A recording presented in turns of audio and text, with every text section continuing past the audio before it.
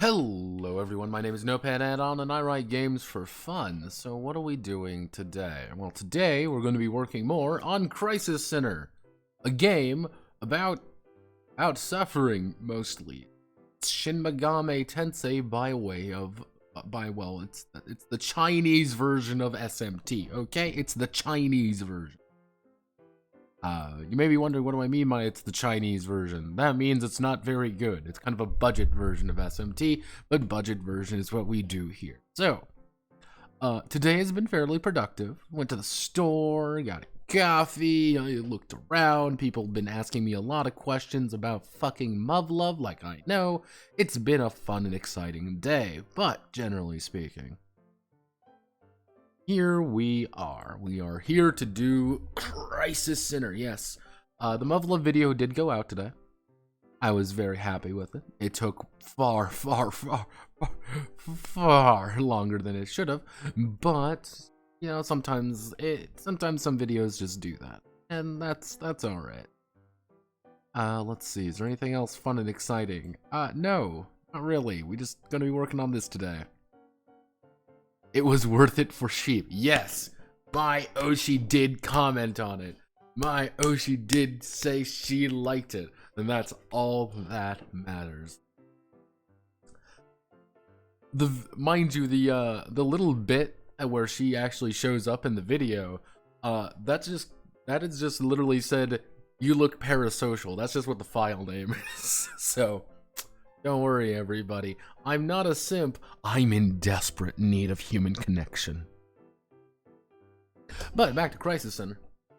Yes, Crisis Center. I did a little bit of work on things. Obviously, you can kind of see I did this. And if I go down here, you see Crisis abilities. Yes, I did put all the Crisis abilities in. Most of them, I didn't get to organizing them perfectly, nor like the opening spells. But I did do a lot of like the reaction spells. And all of the active spells. This took far longer than I wanted to, but it's done and I don't gotta think about it anymore. Ugh. Yes. Yeah, reaction spells, didn't quite get it. The only, let me see, where is the one that didn't get? Yeah, for Crisis abilities, generally speaking, these are all the basic ones from the main book. However, when we get down here, I added 4 new ones, which is Power and Misery, which is after you succeed, after succeeding on a capitulation roll. After being defeated, you deal 10d6 damage to a target enemy. You are still defeated. So pretty much, you can trigger Power and Misery as you're going down. You take that final, you take that final shot against, target enemy within range. You are still defeated. It's kind of like, this is your final fuck you to a single enemy. It's you, as you're kind of like going down to one knee, that's you taking that final pot shot. It's you doing that final swing as you fall over bleeding to death. That's the idea of Power and Misery. God is Winking, on the other hand, is the idea of you deal range damage. If the target is a demon, you deal 12d6 range damage. Actually, I should say deal damage. The target is a demon. Add plus 26, it shouldn't be range, they should just be normal. But yeah, no God, no Master, and God is Winking. The entire idea is that these are very specific. They are cheaper than the 20d6, but a little bit more expensive than just like the, like the Final Strike and Final Shot. But you get a little bit more dice, but it has to be against a very particular target. It has to be versus an angel, it has to be versus.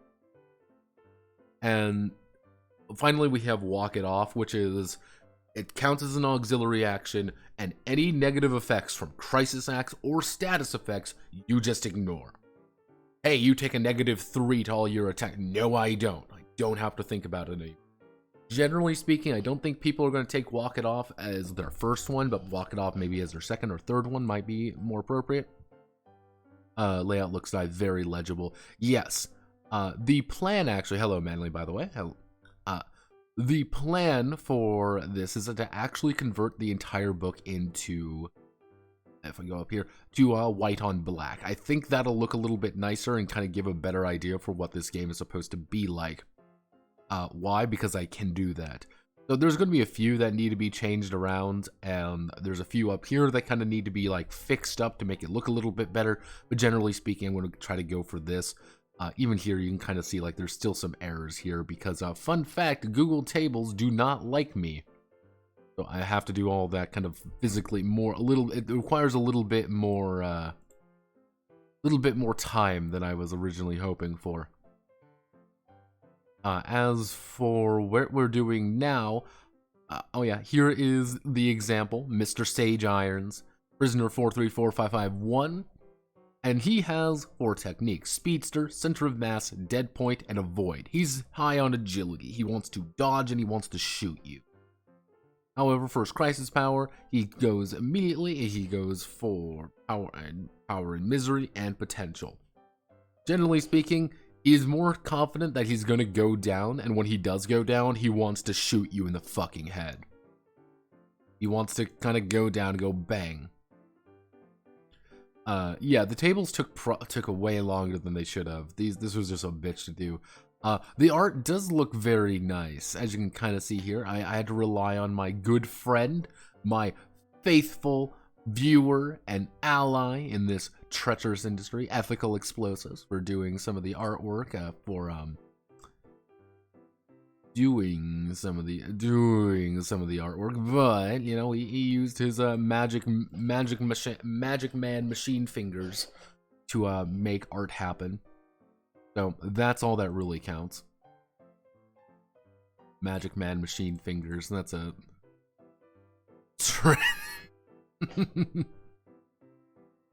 Ooh, right. Also, I'd like to thank Mfollow. You're just going to be called Mfollow, and he literally joined the day he made an account. I'm here. Let's do it, gamers. But yeah, now we're on to equipment. Equipment's a little bit interesting because Crisis Heroine doesn't really have that extensive of equipment, but it doesn't really need to because the basic idea of it. However, I pretty much say outright, prisoners are outfitted with 3 things when they leave the bounds of the city. They have the ape apparatus. Pretty much they have like almost like an exoskeleton surrounding them, and it's 2 tanks, one for oxygen and one for ape liquid to use their abilities, or simply a much smaller canister for powering the frame. APE is how did I end up doing it? It's alchemical. What did I end up calling? What's the full definition of AP? Let me see. Yeah, alchemical process equations. There we go. Pretty much it's human magic, because we cannot use traditional magic. Pretty much any magic we use is we're borrowing power, or however, using APE, we're allowed to use it pretty much via alchemy. We use bullshit science in an attempt to counter their bullshit. We have our combat backpack, which is a rucksack effectively. I thought that would be more appropriate, like here's just you have a bag full of shit, and it's strapped to this kind of, this kind of combat armor. This isn't really armor, it's just kind of a basic exoskeleton. And finally, you have remote codes to a radio back on via satellite. Everything on the apparatus, you can actually communicate via radio. Radio is a big idea. You must be able to do that, because obviously, demons and fucking angels don't know what the fuck radio is. And they don't really care. However, this is really the only reliable way to do things is satellite radio, and anyone who ever used satellite radio can tell you it's not great.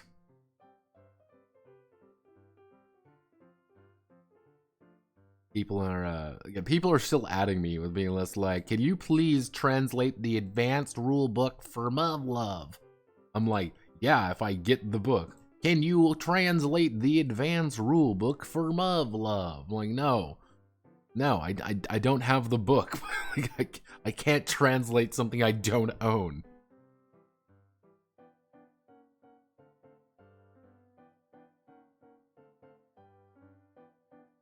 But yeah, that's kind of the basic idea. Now, we also have like the idea of weapons. Everything is broken down into broad groups. It's like, hey, if you want to have like a medium melee weapon, this is what it is. I have very basic equipment terms. I'm probably going to put an image right here. I need to find an image that'll work.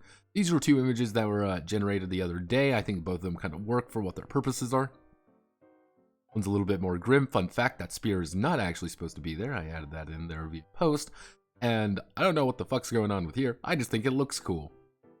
Because I learned that Novel does not like, fun fact everybody, Novel AI does not actually appreciate gas masks. What they do appreciate, however, is the respirators. So if you type in respirator, it'll make what you want, not a gas mask, however. If you do a gas mask, it's gonna punch you back in the fucking face. Why is that the case? Who knows? It just works, okay? It just works. So this is, to give you the idea, this is the entire equipment section for weapons in Crisis Heroine. This is it. This is every single gun in the game right here, is shooting weapons. Obviously, this isn't the major factor, you can say. Nobody's like, oh boy, I'm gonna play Crisis Heroine for the fucking combat mechanics. That's not really the point. But I have the basics, obviously, bare hands. If you wanna throw hands with a demon, go for it. You can totally do that. We have got small, actually I should say, is reduced damage by -1.6. Actually, I should say, actually no, we'll do damage equal bod. Actually, no, we're not even gonna do it. No, we're gonna say none. Has no effect. You just want to punch a demon in the face, you go for it. You can totally do that. Throwing weapons kind of went back and forth because, like, this is actually put into the idea of it being like, maybe like technically classify it as a ranged weapon. Yeah, as a melee weapon, because it's effectively just throwing a fucking, having like throwing knives. Actually, you know what I'll do?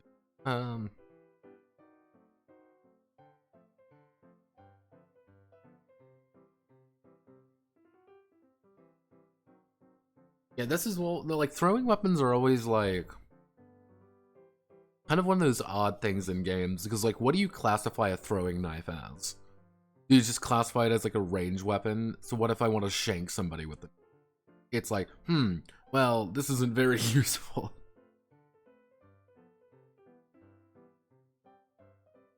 It's kind of like a Pila. Like, no game does throwing weapons. So that's why I'm kind of just, yeah. Yeah, it's like, but what do you classify it as? Especially games like this that require like pretty detailed, like it has to be very specific. Because like, yeah, it even, you know what, fucking, I'm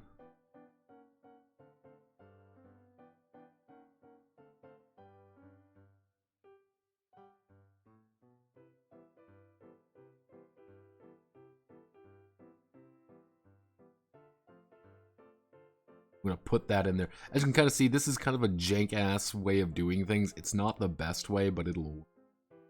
These are your basic ones. I should do this. What the... Major... To do that, because what this is gonna happen now, when I do organize this, it'll actually put them all together, which I want. Now, these are the 3 new ones, which are breaking the... If we go over here, if we open up the cane... I said if we open up the cane, I said the... Ooh. You kind of see the cane here. Technically, like, the cane is an item in this game, but it's the only special weapon. It is legitimately the only special weapon in the entire game.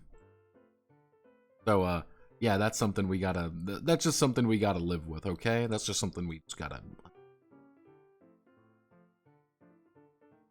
So I'm gonna try to be adding some new melee weapons. Generally speaking, though, this is like a vast majority of what melee weapons are gonna look like. This is a vast majority of what... it's... I'm not looking to do like something any too major, but let's actually think. We want to make a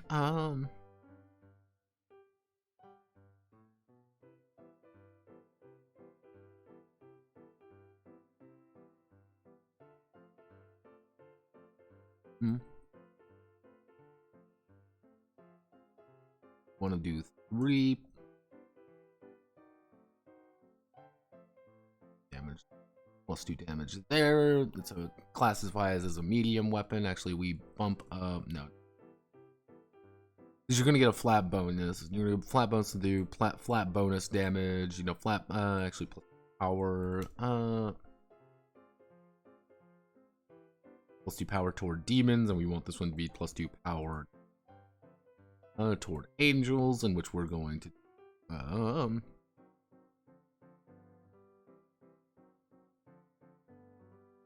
What would be a wicked, actually, there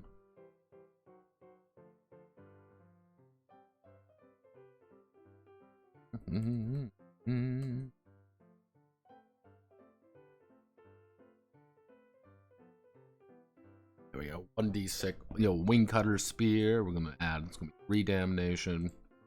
What's to be some other funny weapon? What would be some other funny weapons?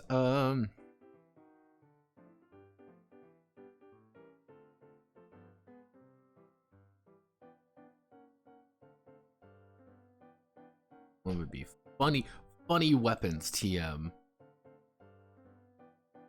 Owie, owie, zowie, my lymph node. What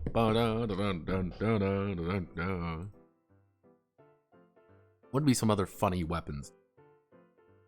Generally speaking, what I want is I want to have a good, I wouldn't say mix, but I want to have a good idea of both. Being here's some demonic, here's some demonic weapons. Here's some, salvation. Here's some actual angelic weapons.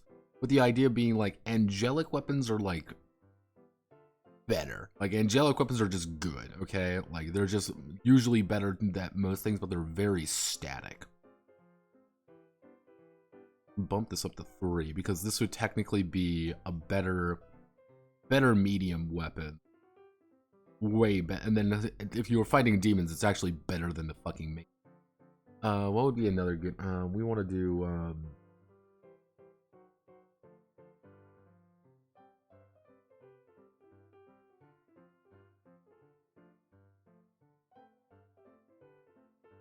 Ape wrench. We want to 3 resources. Range. Oh, class melee. I'm classifying everything as melee here, even though I technically don't. 2. You're only going to be 2, but you're going to get plus 1d6 to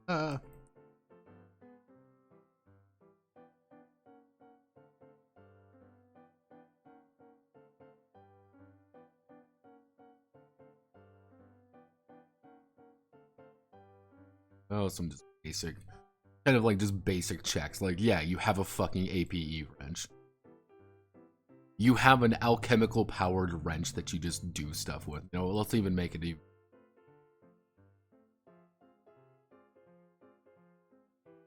Oh yeah. We'll call it the Freeman crowbar, just because I am creatively bankrupt. Okay, everybody. Okay, we're all good here. What would be some good? I'm trying to think of just weapons and shit to add. What I'm probably gonna have to do is do mods and stuff. If you have this, you're gonna be doing this. Let's actually check. Let's check our mechanics. What do we have to work with here? Actually, I know we can add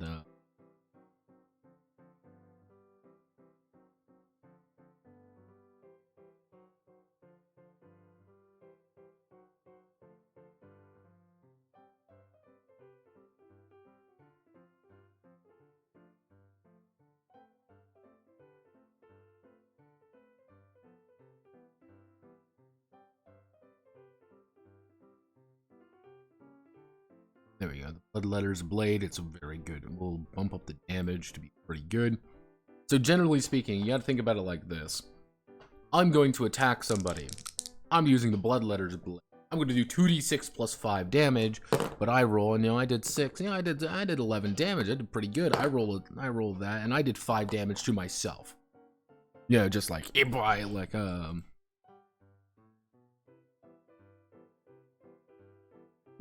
no AP. Being yeah, this weapon is legitimately attacking me. I am in extreme danger. Well, let's go to another law weapon out. What would be another good law weapon?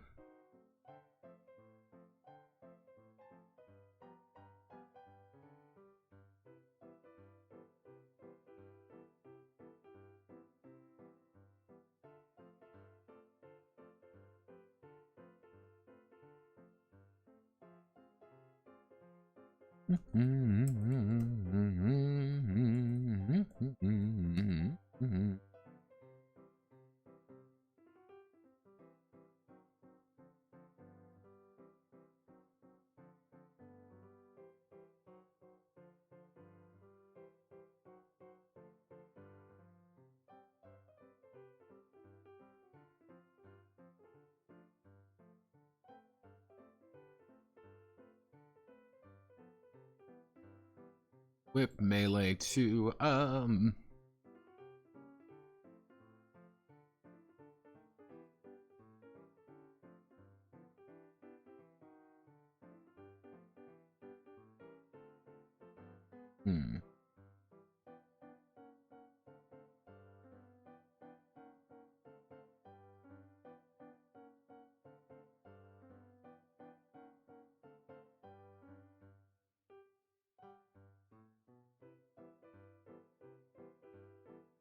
clicks the got some just basic.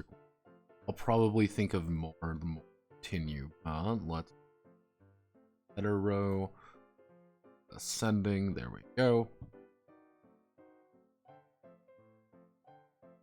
Technically, what we should do is then immediately go on to mods. So if we go into mods, let's select all view again, just to make sure we're going to be maintaining basic cohesion. Let's do want to do weapon modification, weapon modifications. We want to add in cost. Merge, we're going to cost. That also means we're going to have to do comment special effects. We're just going to comment merge special effects. We're going to of all of you. We're going to merge.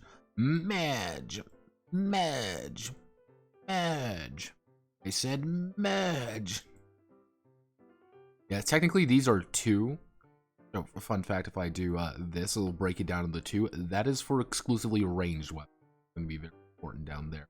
Weapon modification, though. So let me think of like, if we really want to break this down and make it pretty basic, what do we can do? What do we got to actually know? We can do built. We're going to say it's 2 salvation plus 1d6 to 1d6 damage to plus 1d6 damage to demons. Plus 1 power.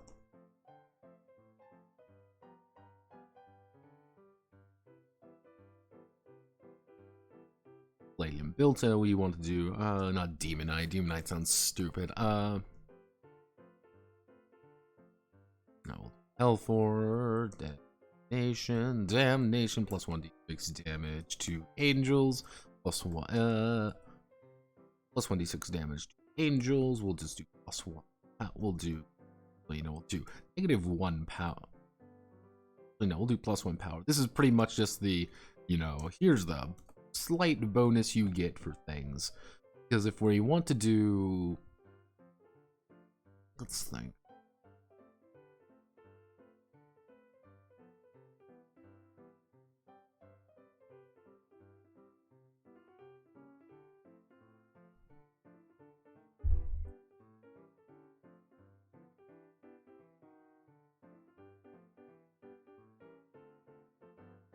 Defensive weapons will it'll be plus 2 resources, well, plus 2 damnation, plus 2 salvation. Offensive, which we is add plus 1d6 2. We want to look at not opening spells.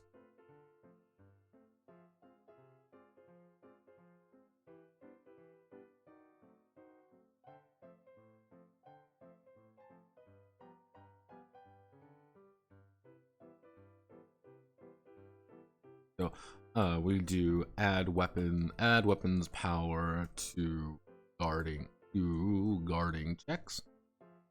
To add weapons power to guarding, because guarding is probably the best in the fight. Ape staff. Hoo hoo ha ha. Eek ook eek ook monkey. Yeah. Ape was very clearly written with that in mind. So go legitimately go monkey mode. That's the point. Let's see. Do we have any other?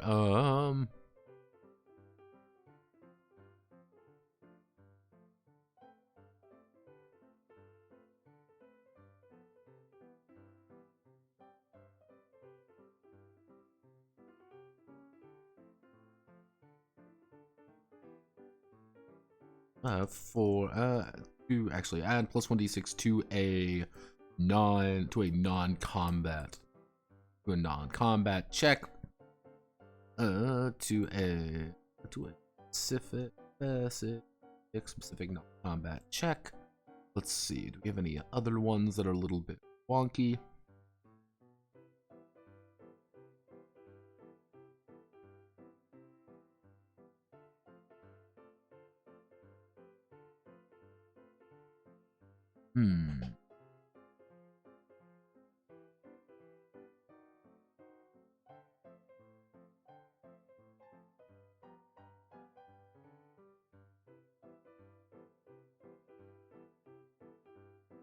Let's do +1 damnation or +1 evasion.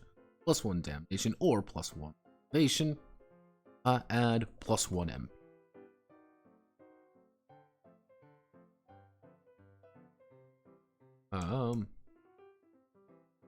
Trick weapon, cost special.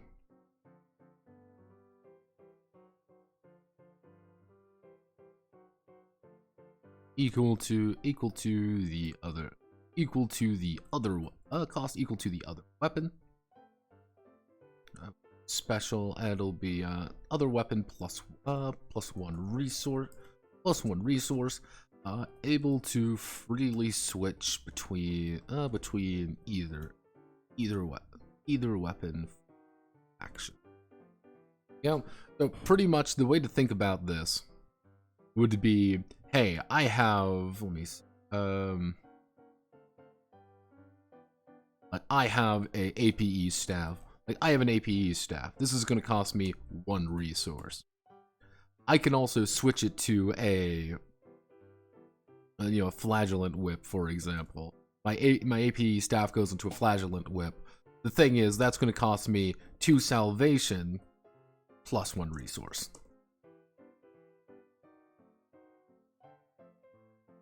But now I can freely use my APE staff or my flagellant staff to do things. They do not mix, they just are. I can use either.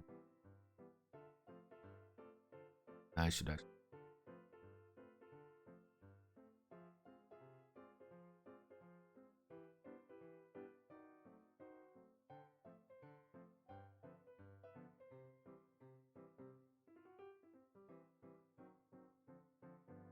Go. Effects do not stack, so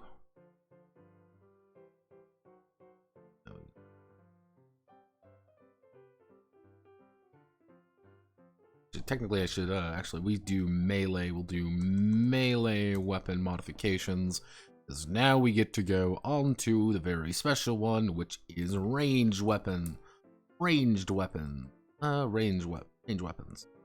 Weapon cost, range, class, power. We split you, we unmerge the put you here, and then we put ammo, because of course we're going to be worrying now about ammo. Something like this. Cool. Now, because I am immensely lazy when it comes to actually, designing hand-built firearms, because I'm me, and why would I ever want to make a hand-built firearm for a game based off a fucking hentai game? Instead, what I will be doing is we're going to go to the lexicon. God bless the lexicon. Where's my big list of weapons and shit? And we're going to go all the way down to our guns. And we're going to just copy and paste them all in. Cool. Loggers. Let's just see what kind of weapons Then after we select them all, get everything loaded in, we'll start doing a little bit of pruning. I don't think we need everything, but having a little bit would be nice because it's funny. Okay, so generally speaking, what do we need? Assault rifle. That's pretty much a given. DMR. We can keep that in. LMG. We can probably we will scrap that. We will do instead of an SAW, we'll do a heavy machine gun. Not a we'll just do we'll do actually a heavy assault rifle. Just be a heavy. No, we cut that off. We get auto pistol, very heavy handgun, light handgun. We will do I don't want to do like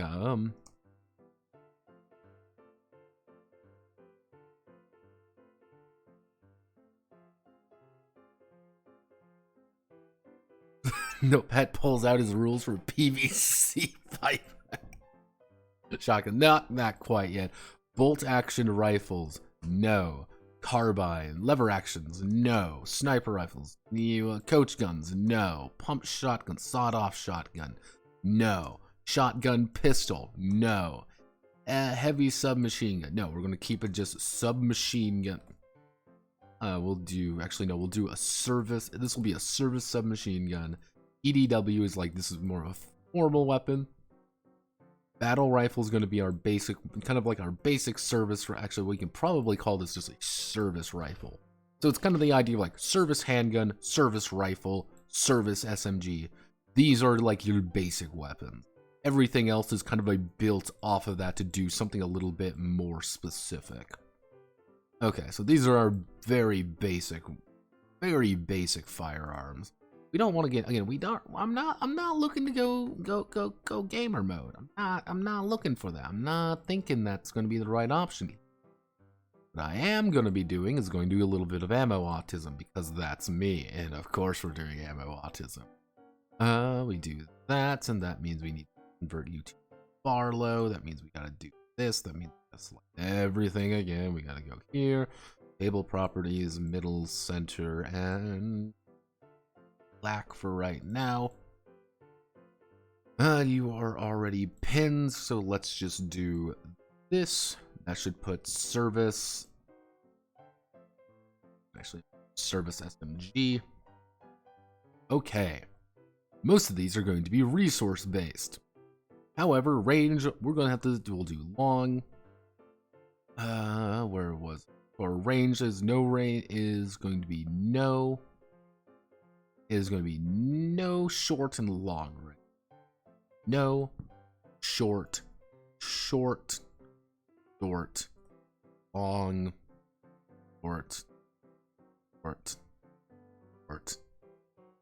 short, long.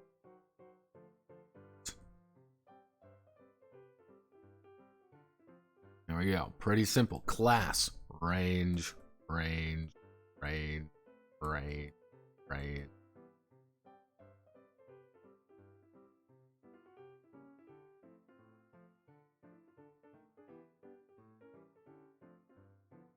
Pretty simple to understand. Okay. Next, we need to actually start costing things out. So if we do this, we can say for like a basic service rifle is going to do 2 resources. Service handgun, we're going to say 0 resource. It's going to cost 0. You will inevitably have a handgun. Why? Because they don't want you to die automatically. Not gun autism, ammo autism. Yeah, ammo tracking. Of course, come on. That's everyone's favorite part of the game, don't you know? A service SMG, we're all going to do 1 resource. Resource. Spell properly.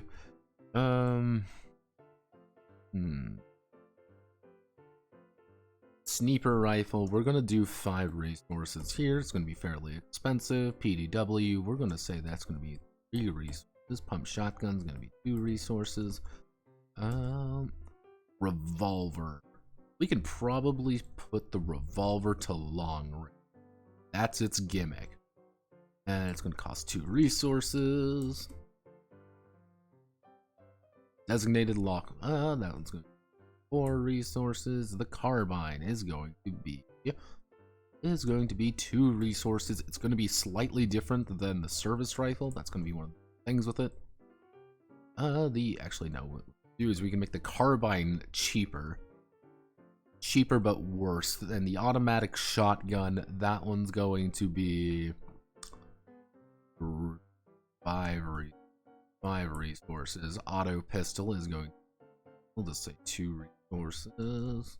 Actually no, we'll do 1 resource. Assault rifle, we make that a standard 3 resources. Very simple to understand. Actually no, let's be honest, the AK is going to be in every man's hand. So power is generally like distributed as a flat number. This is fine. We want power to be distributed as a flat number. Service handgun 2, service rifle 4, revolver 3, service SMG 3, sniper rifle 6. Actually no, we can even let's bump that up. We'll say it's 8. Big damage with the sniper rifle. There's going to be a drawback for it though. We're going to say 4. EDW 2. There's going to be a gimmick with that one. DMR, which is going to be we'll say it's like 5. Carbine. Let's see. Service rifle is that. It's going to be pretty fucking terrible. Because it's a shitty carbine. Automatic shotgun. Go bang, bang, bang. Pump goes that. We're going to make you 4, but you're going to have a gimmick. Auto pistol. Going to go 1 damage. Assault rifle. You're resistant. Nice. So. Assault rifle. We want to break this down. We're going to say 5 bursts. Which we're going to say ammo 5, which means you can go bend 2, 3, 4, 5. That means you can shoot 5 times effectively before you have to reload. And it's not just the idea being it's not bang, bang, bang. It's like you're kind of it's burst fire. That's the idea. Actually, I should do small controlled. No, notepad. Notepad. This isn't real. This isn't realistic.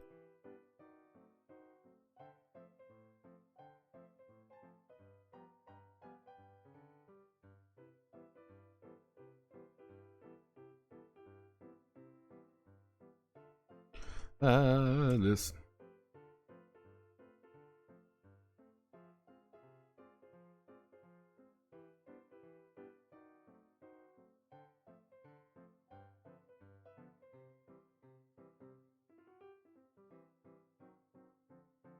Nope, this isn't realistic. Well, it's also based off a fucking hentai game with a single ranged weapon in it. So let's see, if we do that, auto pistol, we can say auto pistol is going to be, you can fire it a lot, but actually you can do quick burst fire with the auto pistol. Automatic shotgun, we're going to be able to get 3 good bursts out. We're going to say 4 good bursts. Just bang, bang, bang, bang. You fucking shred people. Pretty easy. Carbine, the carabine. Carabine's going to...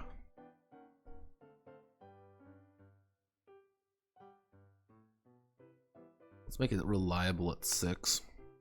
Not going to do as much damage, but it's going to be able to last a little bit longer. We're only going to say 3 shots with the R. PDW, we're going to have a lot of shots with the fucking PDW, but it just doesn't do fucking damage. Pump shotgun, we're going to do rack bang. We're going to say 3.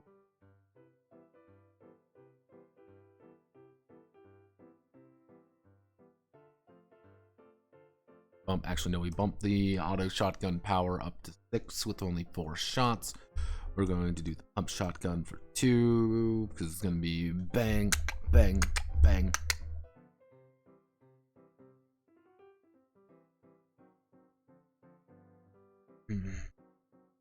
Actually, no.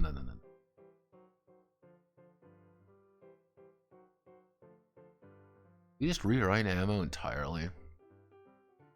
Amount of ammunition the weapon has, consuming 1 per attack, requires Leela to function. Roll. Do you want to add in something like a depletion die?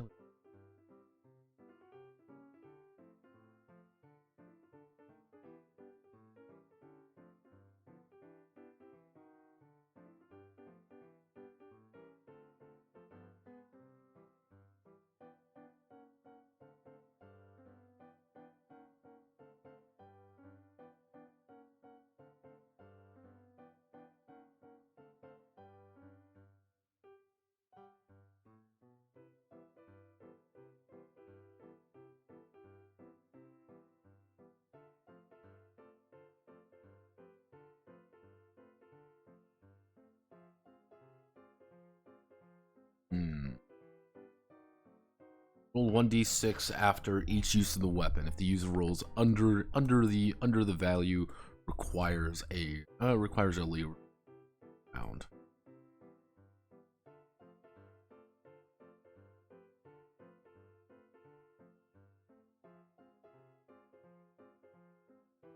With the idea, so like ammo would be 1, 2. Actually, we do like 2. Auto shotgun's going to be like 4. Carbine's going to be solid 2. DMR is going to be 5. EDW we're going to make a solid 50-50. Because rolling like that, it'd be like a 1. Like this is like a 1, like a 2, or like let me see. It would be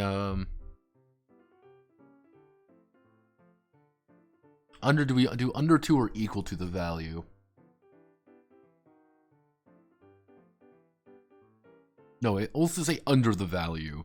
Because what we could do for like the really fast firing weapon. Because a 5 means like you must roll. It's pretty much a 5 and 6. You have a third chance of not consuming the fucking ammunition for this gun. Even though it hits like a fucking freight train. Unless we want to do something. No, that again, I can really only use D6s. That's one of the issues we're working with here. Can only use D6s. Because I can only use D6s, it's like, okay, how do I want to do this? Again, the easiest way is as depletion die. That's the easiest way.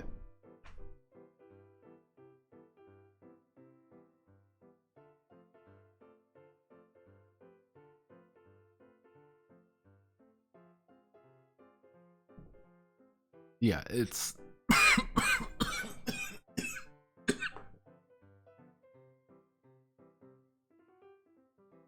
and,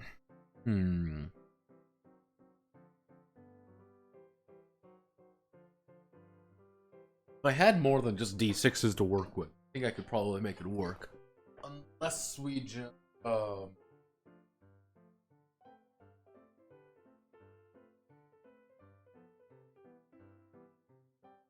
the alternative option is we legitimately just convert it into the you can fire this many times. Like, it's like, okay, 1, 2, 3, 4, 5. You have 5, you tick down. 1, 2, 3, 4, 5, 6. That's it, you're done. Whoopsie doopsie, you're dead. Fuck off. That would also balance the idea of the burst mechanic out a little bit, because the idea of the burst mechanic is that you're making multiple shots. Having low ammo effectively means you can only make so many shots. It's a soft cap. It also makes things like, yeah, like your DMR can't really burst fire. You can get 2 fucking shots on it before you need to do like a reload, before you need to reload the ammunition for it, which may not be efficient, but it's also like, yeah, you know what, let's do this. Is that the right option?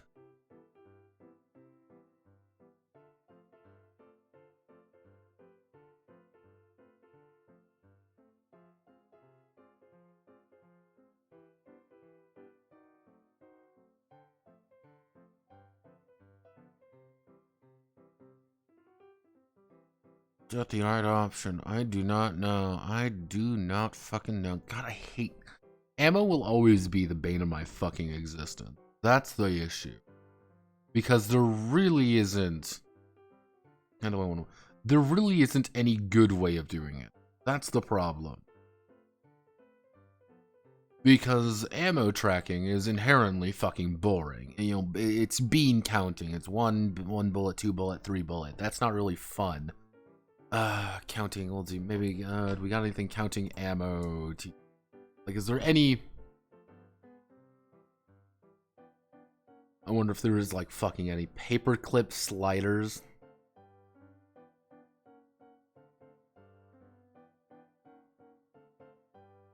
Tick boxes, use tick off as you don't track some sort of roll. Could be part of the hit roll. Don't worry about ammo. Because like I want the idea that you're gonna run out of ammo. Like there's a good likelihood that you're gonna be fighting, and then it's like, oh, hey, surprise, asshole! You don't have any weapon. You don't have anything in your gun anymore.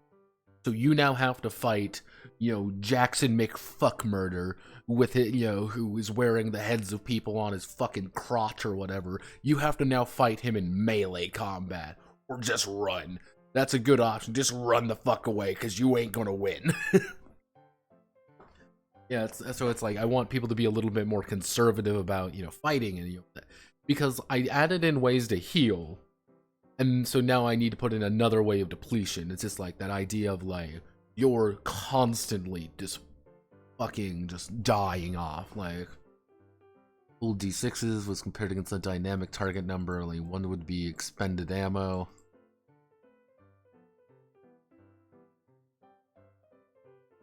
I guess that could work.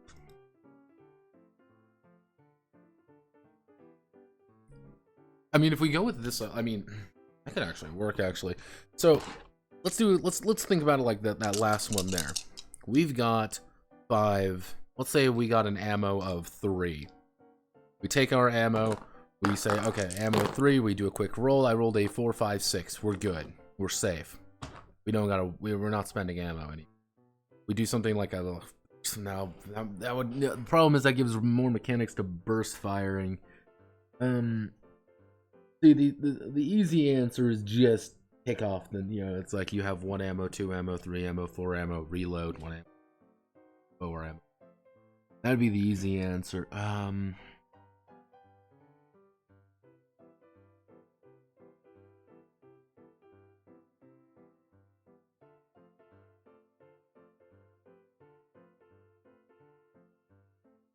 of the advantages of ranged weapons is that you have range. A lot of enemies aren't going to have range. It's there's got to be something here, right?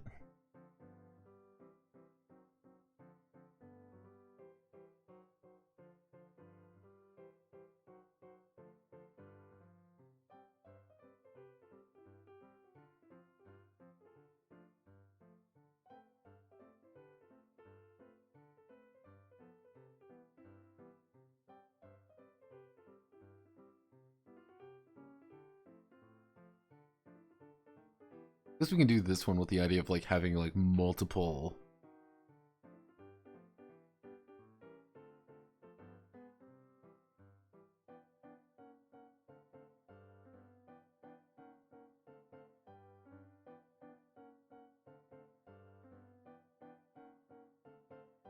We give people very low amount of clips being but every fight, which can we expect people to have multiple fights? Maybe. But you're like maybe like if we make the assumption like you're gonna have smaller fights leading up to a bigger fight, then maybe. Yeah, okay. We know what we can do. We know what we can do.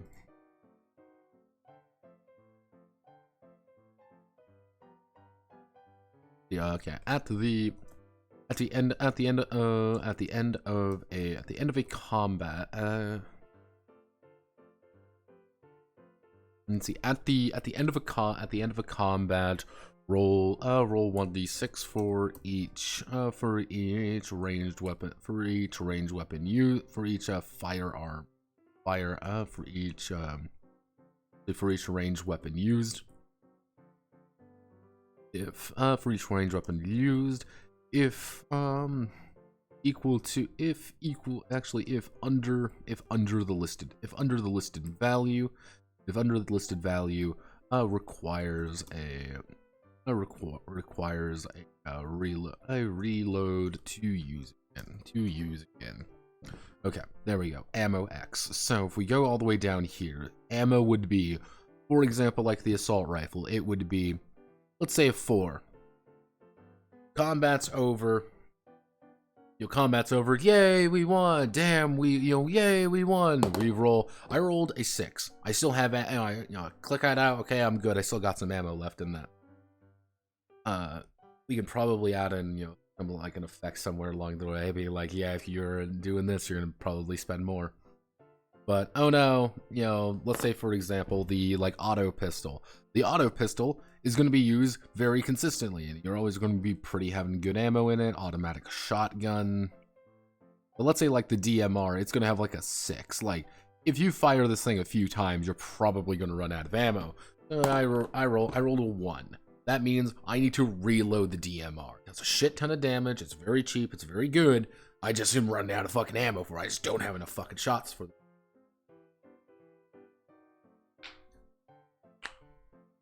Actually, we can probably maybe do like 5. I would say like this one would be like 7.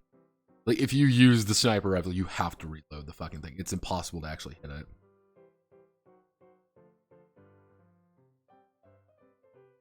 So we can just do NA. Actually no. What we could do is we'll put it up at 7. We'll make a modification to actually lower the ammo count. You can be like, oh, you have an extended clip. That means like it decreases by like 1.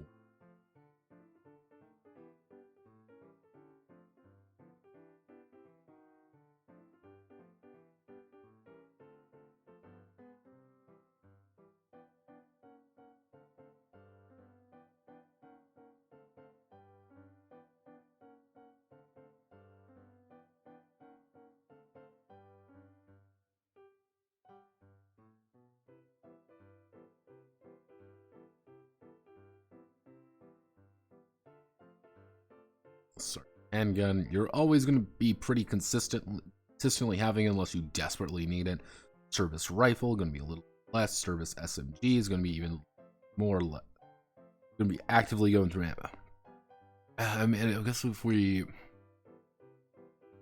do equal to or under, so this would be 4, 5, 6. You're safe. 3, 4, 5, 6. So that's just a 1 and 2. Just a 1. Okay, so 3. Pretty much. 3 down, 2 down, 4 down, 2 down, 4 down, 1 down. Pretty much you have to roll a 1 to burn ammo on the fucking handgun. And I would say that's fine for me, because what'll happen there is that people are going to want to people are going to take the handgun as a backup weapon. Like you will always have a handgun on you.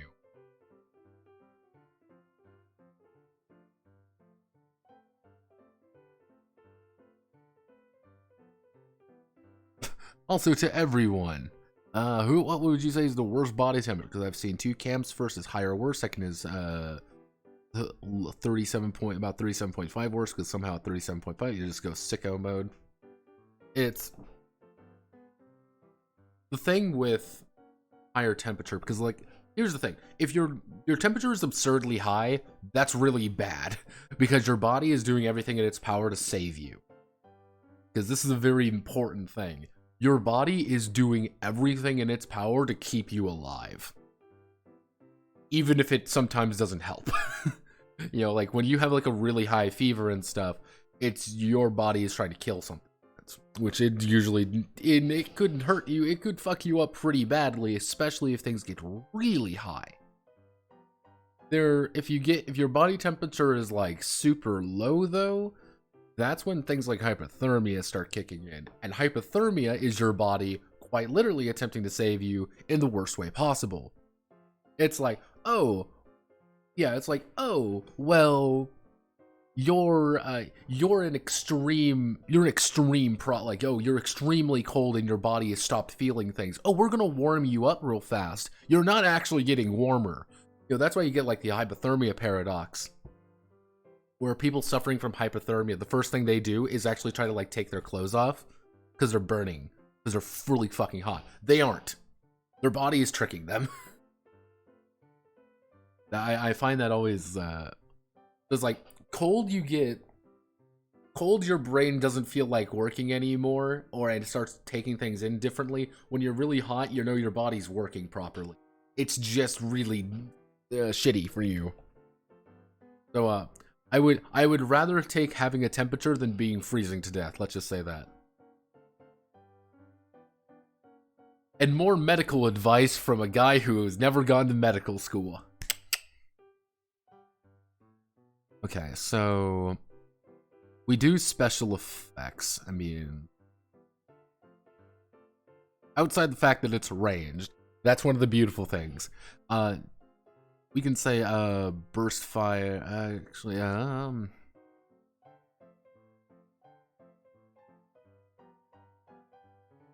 Actually, we'll do roll 1d6.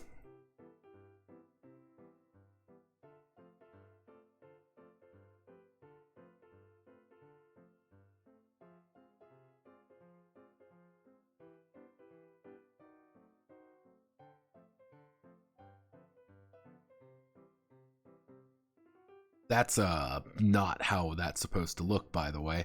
Can I expend the special effects? Can I expend the table further? I cannot extend the table any further. Can we do something like this? Little bit jank looking, but you know what? I can work with it. I can work with it. Table properties. This is the beautiful thing about not having enough things to work with. Center, middle, go. Shitty gun.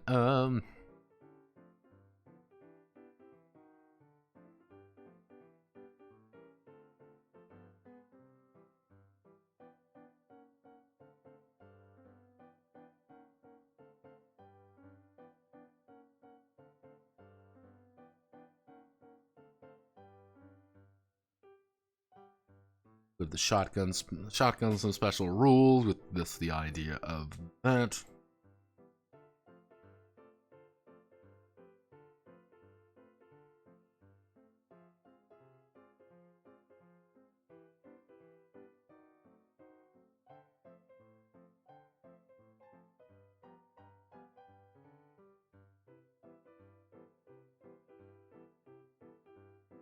Can't be that way.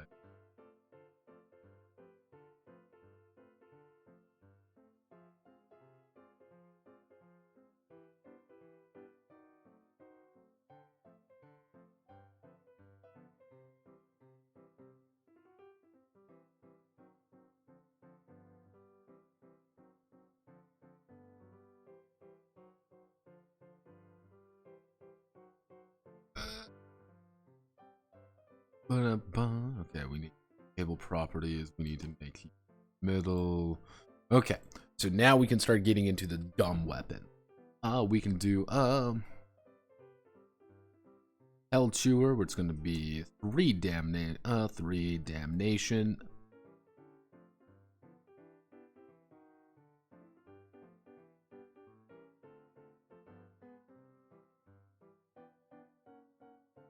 There we go. 3 damnation. 3 damnation. It's going to be short range. It's going to be short range. It's going to be range. Our power bonus is going to be a 4. It's going to have special.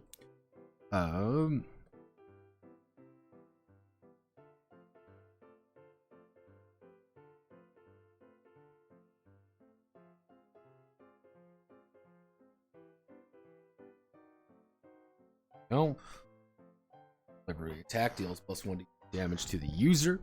We're going to dump it up. The damage is going to be really high. It's going to provide 4 damnation. We're going to need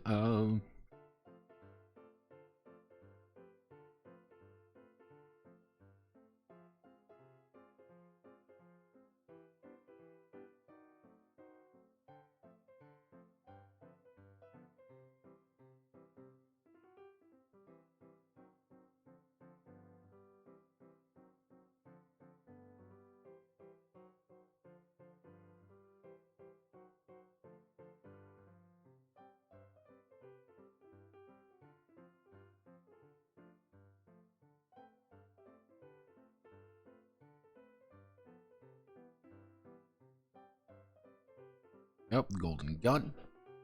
You will reload this thing every single round because it is the golden gun. Meet the medic. Honestly,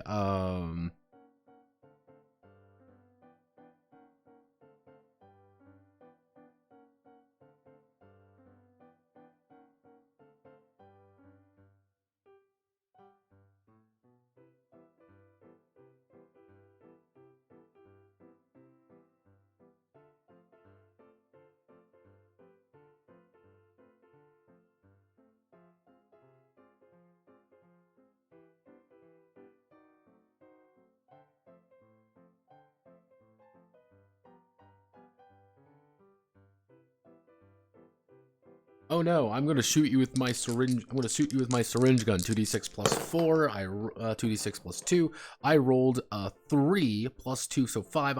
I healed you for 3 HP.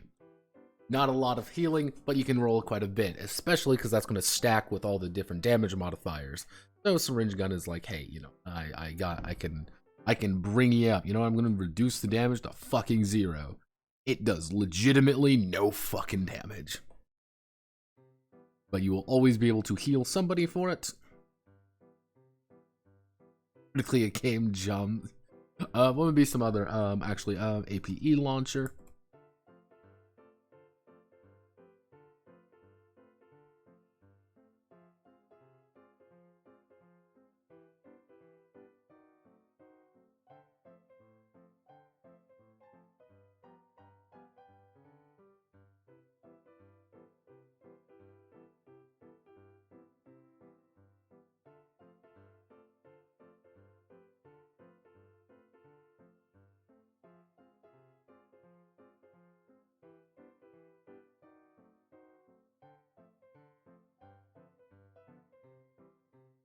ISM, just a fucking, like, you can use it once per, you can use it effectively. Actually, no, we'll even be more of a dick. You can use it once per scenario. So it's like, yeah, you just fucking do this, do 10 extra damage, which is way higher than just about any other, you know, basic, you know. Actually, we can do, what would be another good, what's another good gun? What are some fun guns to give people in the a budget SMT world? One man sits in the back and shoots his buddies with syringes. Yeah, pretty much.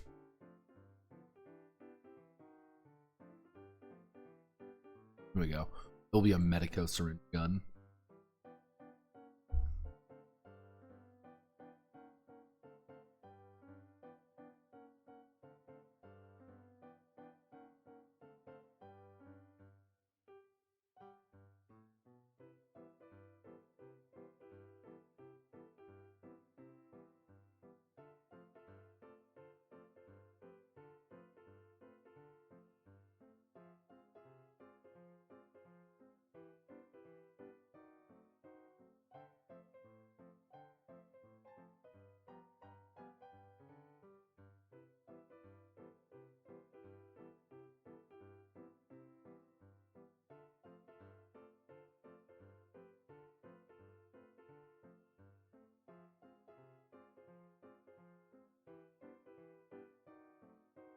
Damage. Sensa would be another good. What's another good weapon? Give me another good idea. A literal cannon.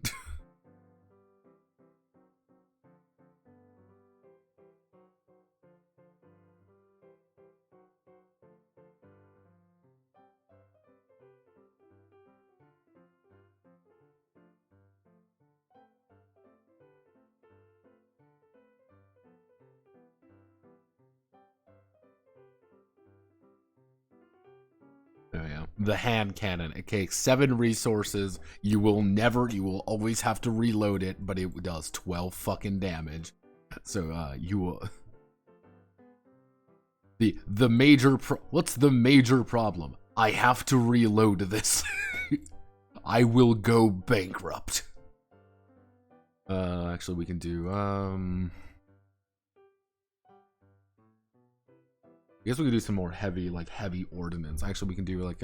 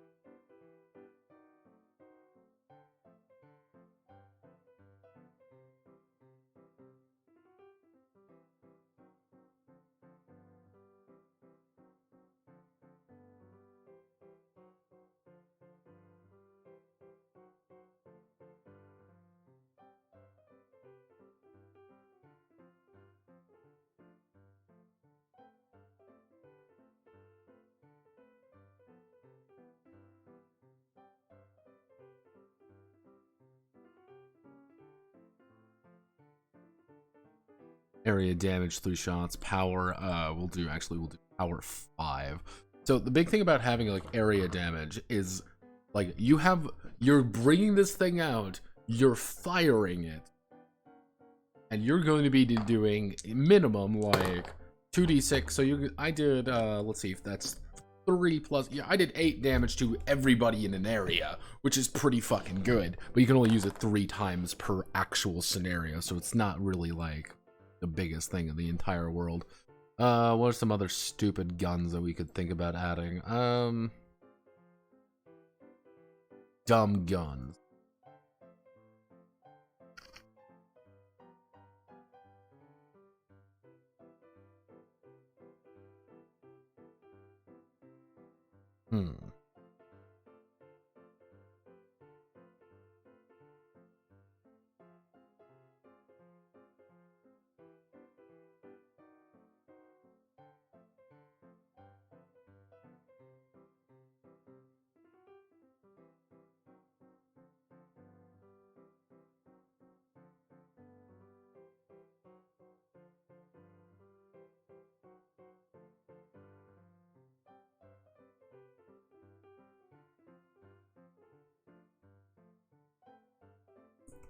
Yeah.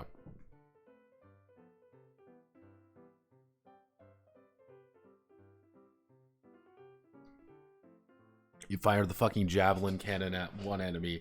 When they go down, you can fire it again, but it has no ammo because it's just a fucking javelin.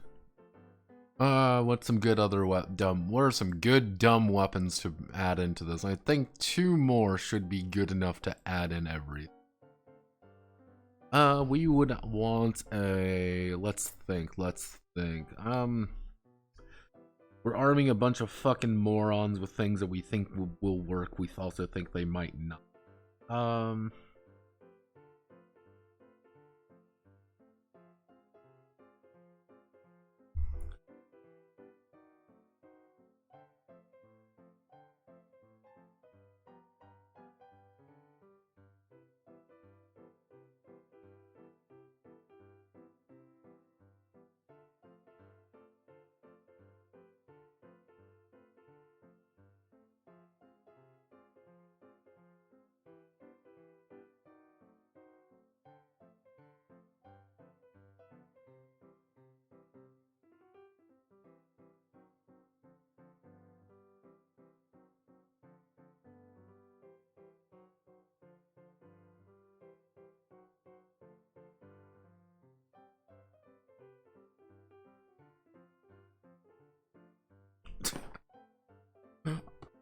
Alright, this is it. My final chance. I can do this.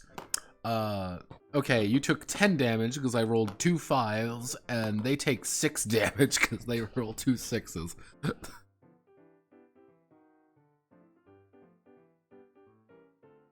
Yeah, no, hell, yeah, boomerang gun, Duke Nuke.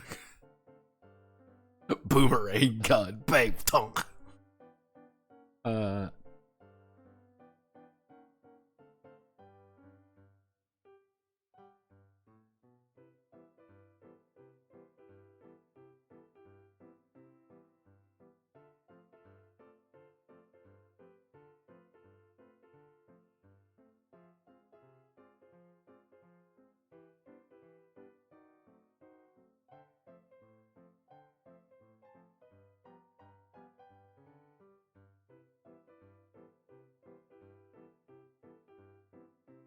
Power equal to current MP. So it's the thing here. This is the gimmick with the APE Zapper, is that since the power is equal to your current MP, is using abilities to buff it up actually reduces the raw power of the ability. So it's like, okay, you don't want to use any of your specials on it.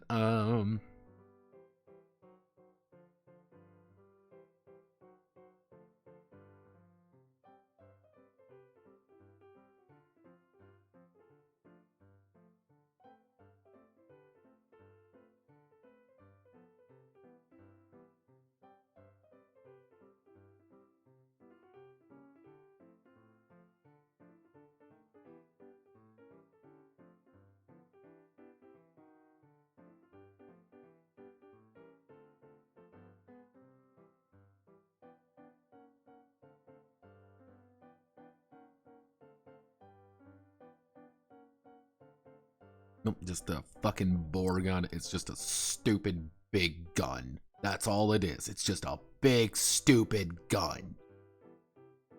We want to can I use burst fire technique? We can use that. We can use that javelin cannon. Put in this. Can I use burst fire technique because the burst fire technique rocket propelled.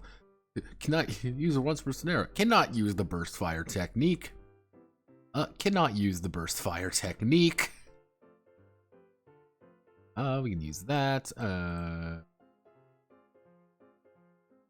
Okay. If I want to be real precise about things, what I'm gonna, we'll do that. We'll keep this down here for later. Actually, I guess I table.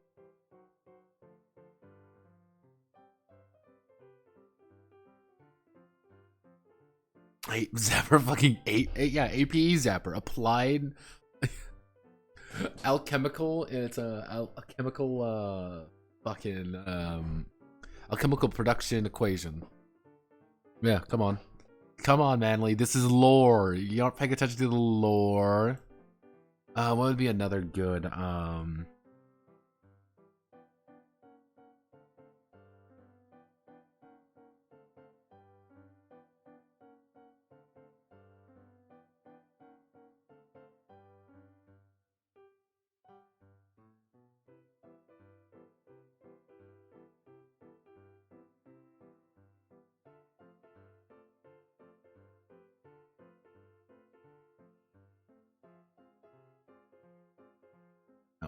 actually we want to do Gaia gun. We're going for damnation. Well, damnation. We want to do short range. It's going to do. Oh, it's going to do 0 extra. It's going to have pretty decent. It's going to have a. We'll say it's going to have a pretty decent. Right. Choose element. Choose element. The weapon fires that element. Go choose element. The weapon fires that element. Because it's the Gaia gun. The weapon of choice for the Dutch menace.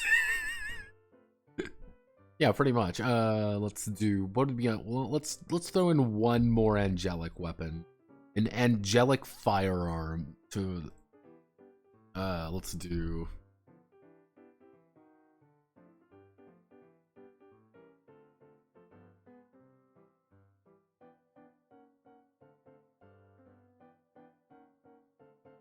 now if I want to be real annoying.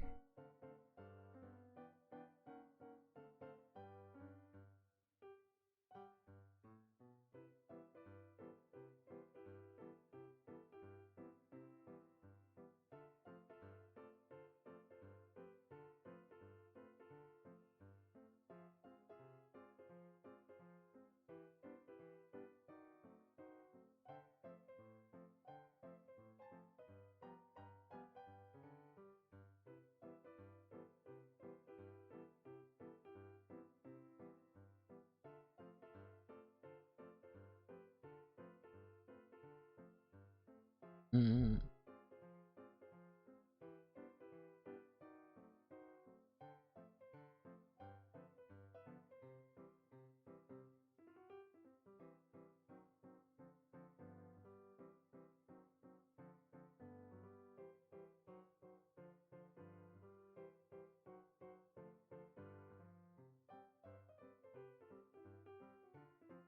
There we go.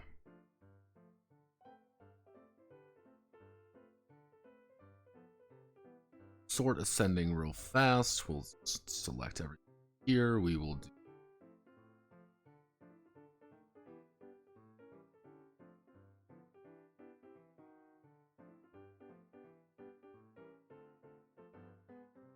So, if we want to be precise about things, we're going this.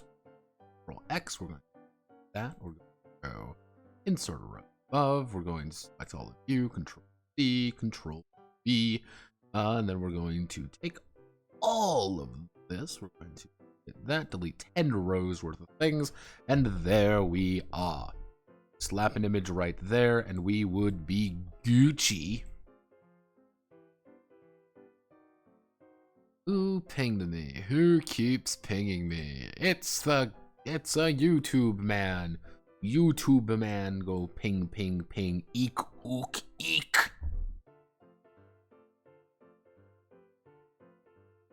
So if we want to add this, what we do is we do weapon modifications. How many weapon modifications? We can fit in a few. But what we're going to do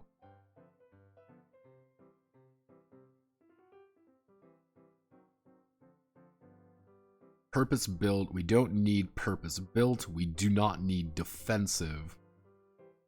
Actually, no, we're not going to do trick weapon either.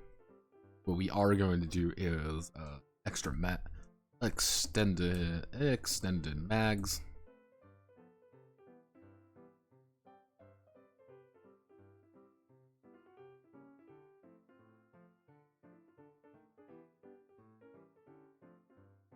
Ammo by 1. That pretty much makes it easier for you to use things. Obviously, it has no effect on things like obviously it has, actually it would be, you need to roll, yeah, if you roll under it. Actually, we do decrease. We want to decrease ammo by +1.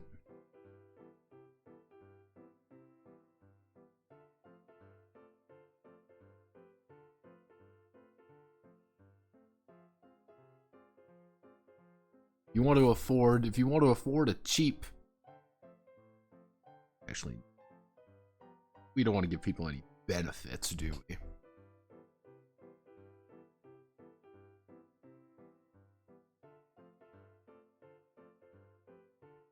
Okay.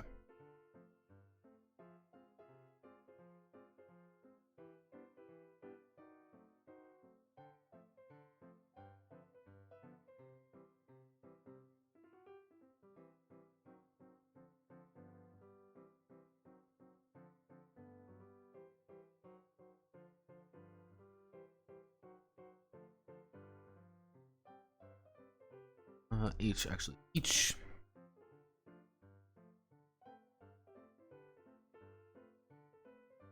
of the three major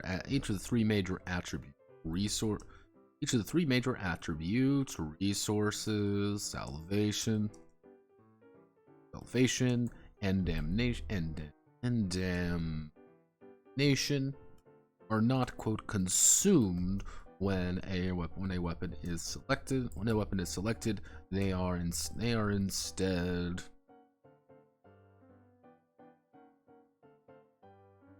Let's see. Are not consumed when a weapon is selected, but are simply, quote, they are simply taken, reduced until the end. Till the end of the mission. We will insert just a quick footnote here, which is we're going to do a little bit of an explanation here. What's a good let's say for example, if I have four resources and have 4 resources, grabbing a Freeman's crowbar. Then we go down to Freeman's crowbar.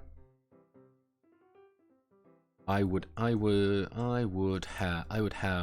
one of 4 resources remaining. Grabbing a Freeman's crowbar, I would have one of 4 resources. Yeah, you're not going to have a lot starting out with, and that's fine. That's the point. You're not supposed to have a lot.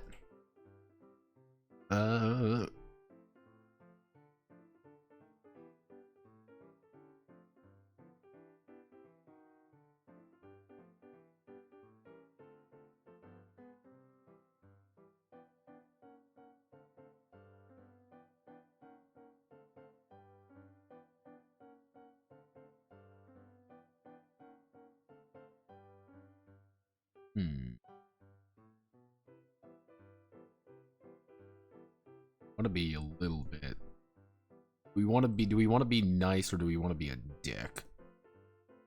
Want to be a dick, what I do is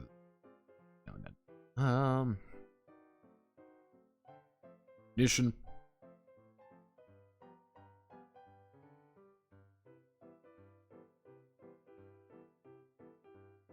Depending on the expedition, each prisoner may be outfitted with 1 to 3 reloads. 1 to 3 reloads of their various weapons. Of their weapons. At the most 1 to 3 reloads of their weapons. This is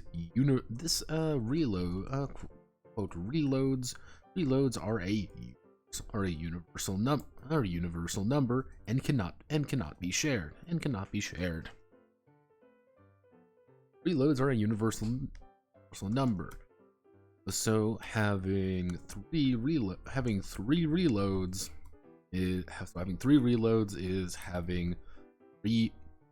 is being able to reload any firearm. So having 3 reloads is having to share those 3 reloads among all firearms available. There we go.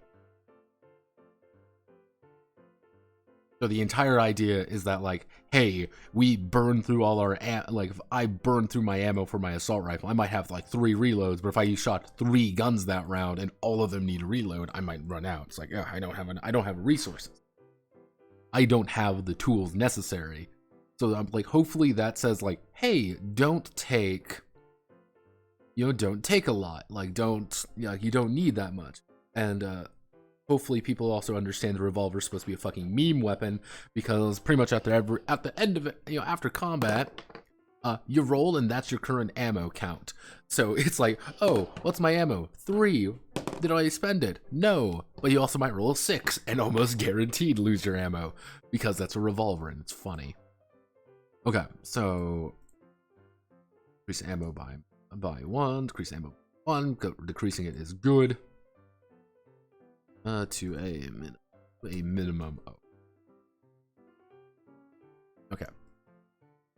I am going to use the gentleman's room for a second.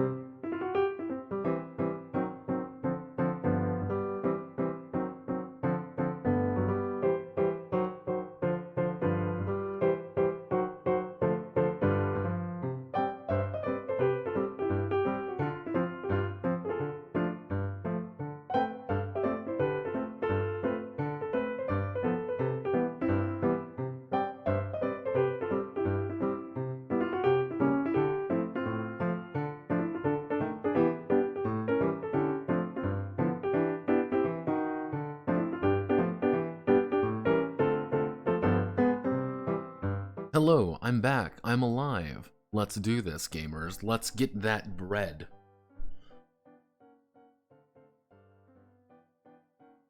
Is that what the cool kids say? I'm trying to be more hip. You get what I mean? I'm trying to be more in the sphere, you could say. I want to be more cool with people.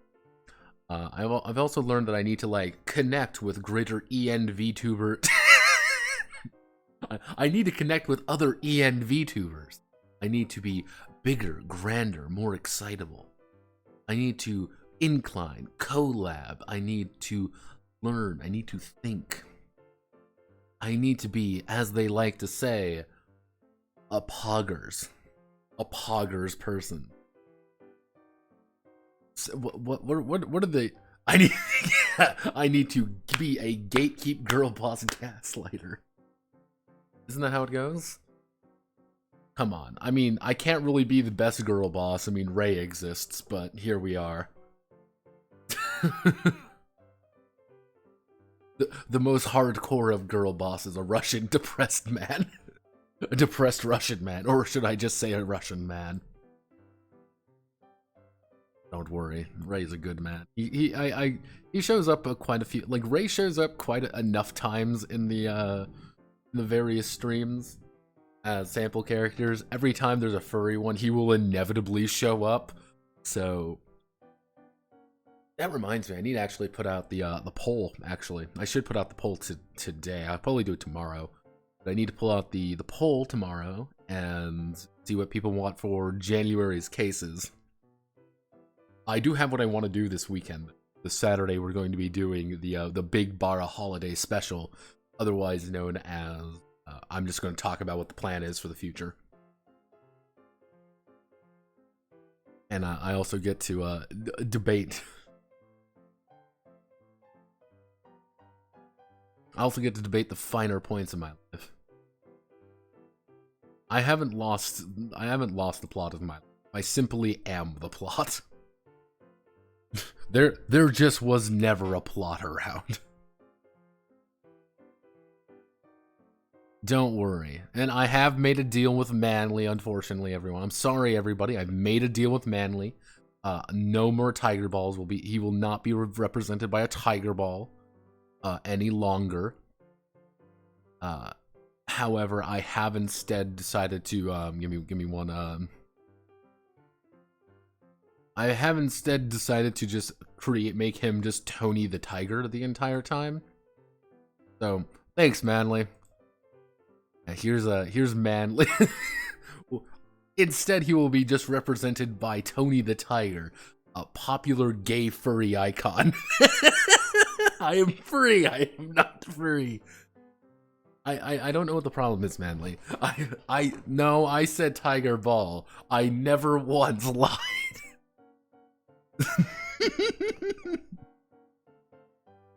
I mean, that's just how things go. Sometimes that's how the cookie crumbles. Is that sometimes you turn into popular gay furry icon Tony the Tiger, other times you become Tiger Ball. Really, is there really any difference though? See, I think that I am the real joke were the friends we made along the way. They have a Tony the Tiger action figure. What? Why is that why does Tony the Tiger look so big?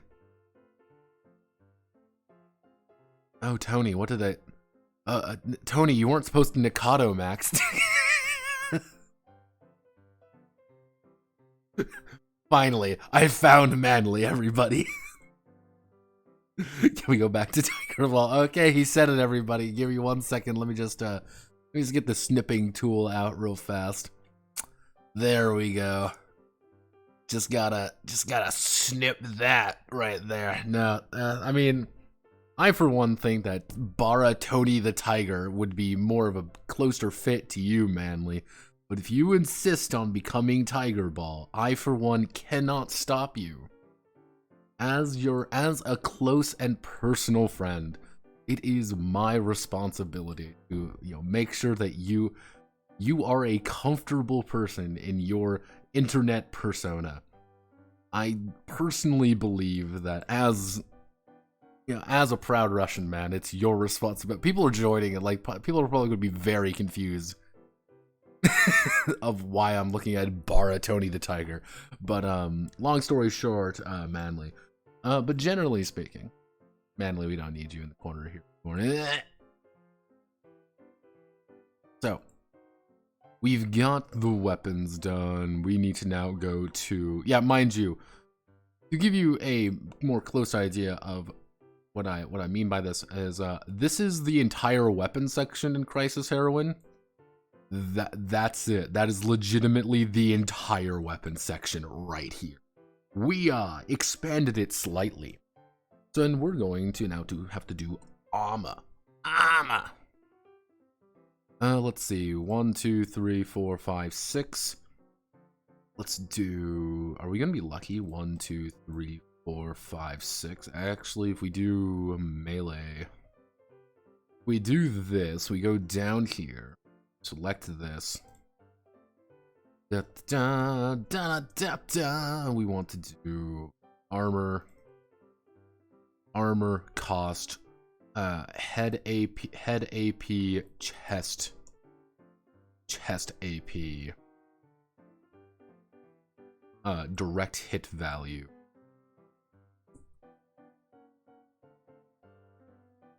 Actually, we can probably do body AP.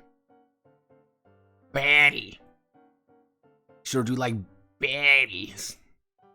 Special. And then we just do special effects. So I guess we don't really need that to be as big. We can let's do I'm just gonna do damnation, because damnation's probably the largest one, so we can estimate where I can afford to make this like this. Like the body and head AP, these the AP values can be pretty small. Direct hit value doesn't need to be that big. Special effects we can make a little bit larger. We could do something like this. I think this is gonna look just fine. So, very basic armor. We just want to do technically, if we want to be very precise about things, what it would be is the cute robes. If we just want to have like a very basic look at things, it would be 1, 8, 6. I believe this would be 11, and then brilliant decorated. There we go. This is what a basic armor looks like in Crisis Heroine proper. Obviously, we're not really going to be able to add much from this, because that's not really the point. That's not. Luckily, I don't have to worry about that at all. I just need to double check about the direct hit value. Actually, I'm going to double check the direct hit value. Don't worry, Crisis Axe. We're going to get to you. Let me just do. Let's see. AP, direct hit value. Damage the dice, not the result. Meet or beat the direct hit value. Okay. It's interesting to note when that comes up, like, oh, it has to be the direct hit value, because even like, oh, you think like, oh, a 13, you can never hit that, but if you're rolling like plus 5d6, suddenly, you know, hitting like a 13 is a lot easier, you know, and like you can kind of avoid some of that AP damage. So okay,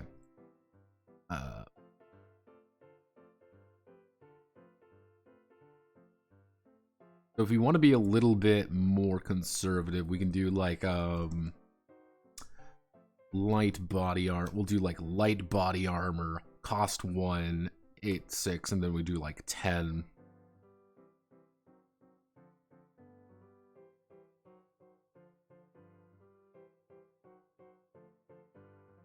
I was thinking about actually adding for each of these, have like a little description underneath it. I might do it for armor because it's a little bit how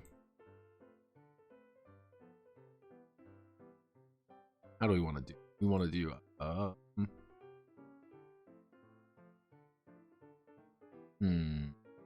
we consult this, it's just like cute robes, tight armor. Yay.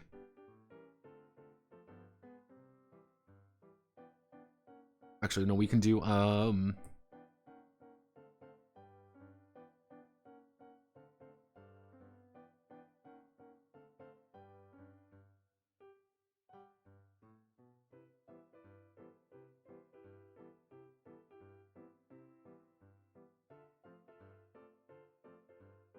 basic field armor.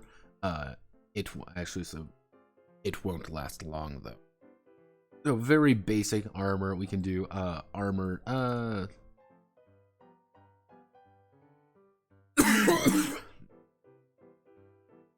apparatus, which is going to be 1. We're going to increase the...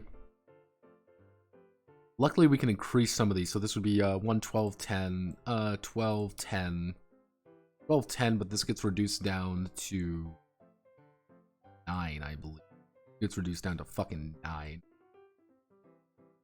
The APE apparatus has been outfitted with armor plates. Still exposed in certain sections.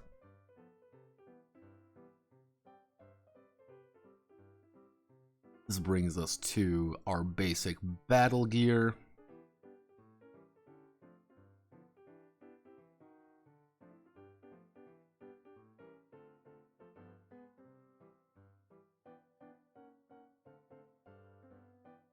Actually, battle armor, I guess we could do like no. We'll do we want to do battle armor correctly because it's 12, 10. It's the same as the armored apparatus, but it's 12, 10, 12.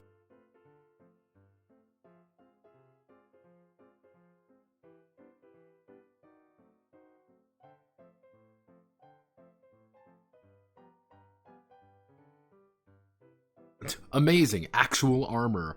To resources, we want to do, let's see what some other ones that would be. We're not going to bring in the leotard armor, that's not correct. Mystic thief. Actually what we can do is ST. Stalker rig. That will do 3 resources. Head 10, body 8, direct hit we're going to do 12. And the idea is that, actually no, we're gonna make it even lighter. There we go, 10, 6, 10. So you have just a little head AP, not much, but it's mostly on your body. Actually, we can even reduce that further, like 6, 8. With the idea being that this is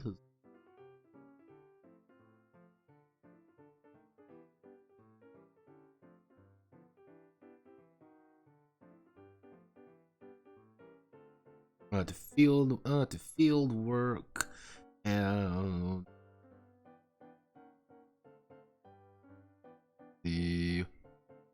this is based off the Misty Thief, but kind of a lot worse because I find that funny to make it a lot worse. We can do MP reduce MP cost.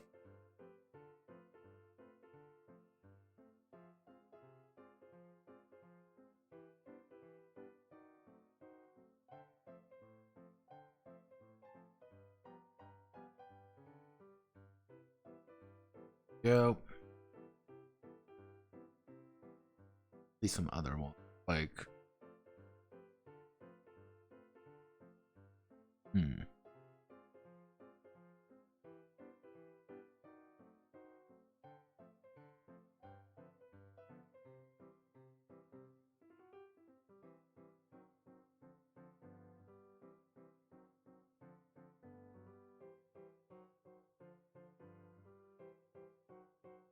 Exo.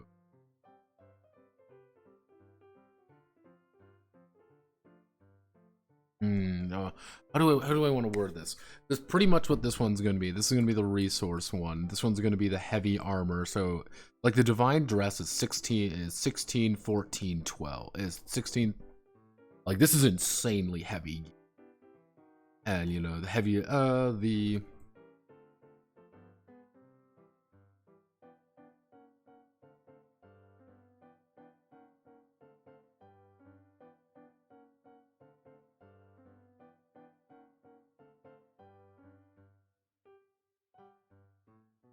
and then we do some of the more gimmick ones.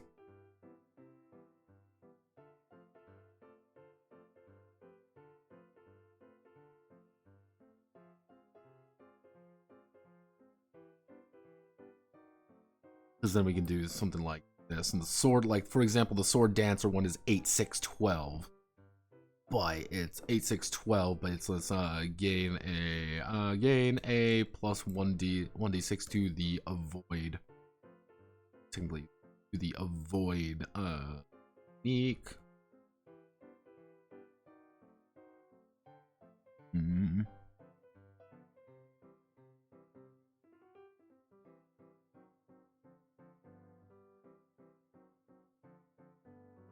What we can do,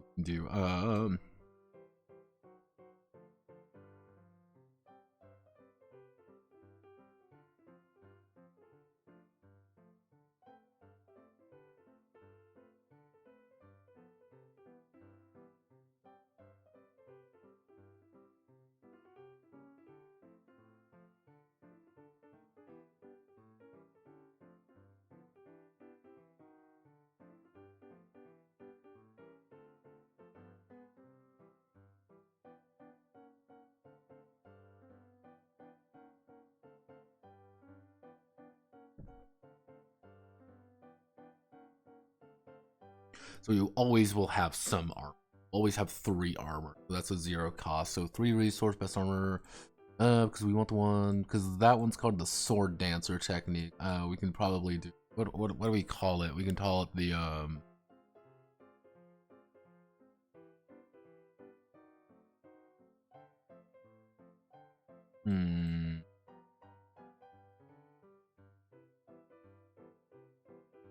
that the HEV suit. Yeah, that would actually not be a terrible one.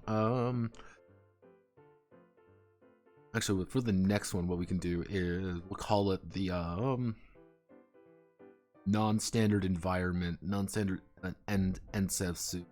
NSEV suit for resources.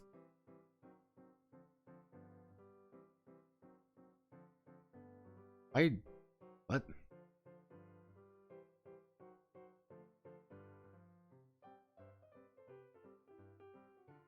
Resources. Go. The NSEV suit will make that the 2018 with a direct hit value of 13. This is probably the best suit in the game.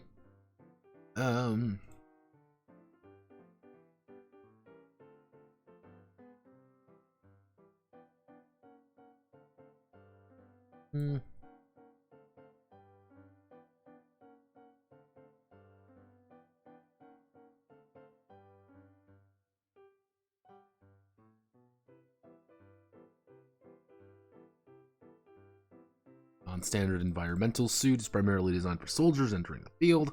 Known to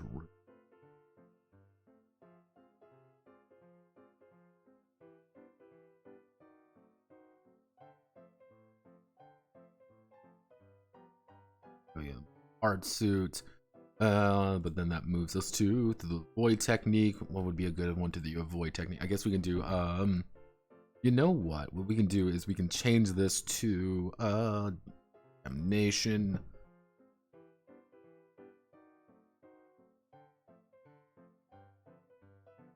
New table properties column. Can we do like 0.45?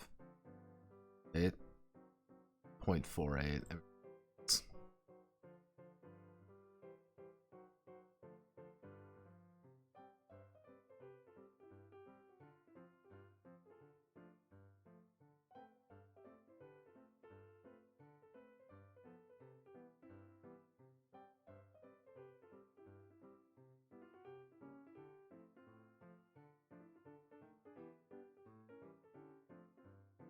Massive exposed sections.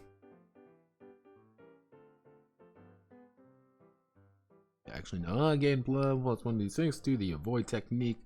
Devil dancer outfit.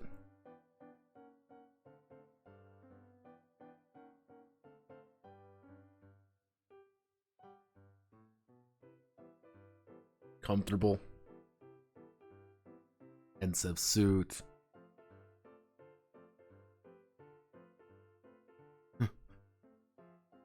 Gordon Freeman. Gordon. Yeah, so what we need to do, it would be actually we could do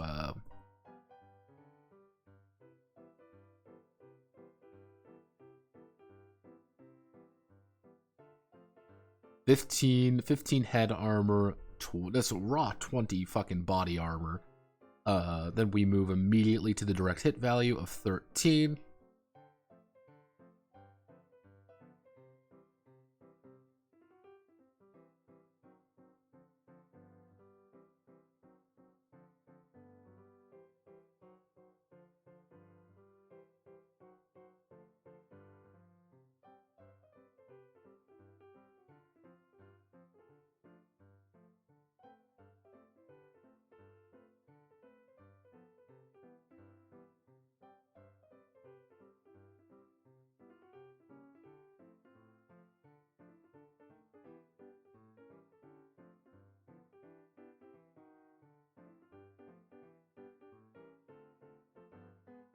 Probably one of the most expensive fucking things you can get.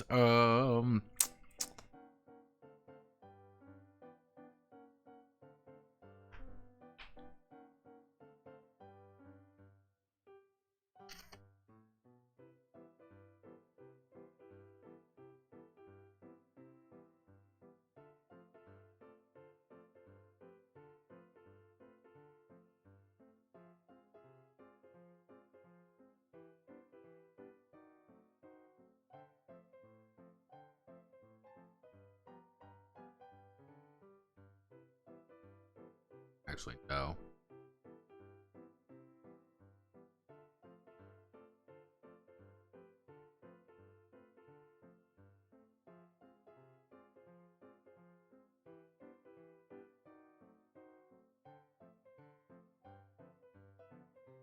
Gorilla suit. Add plus 1d6 to all sorcery to all APE sorcery attack skills.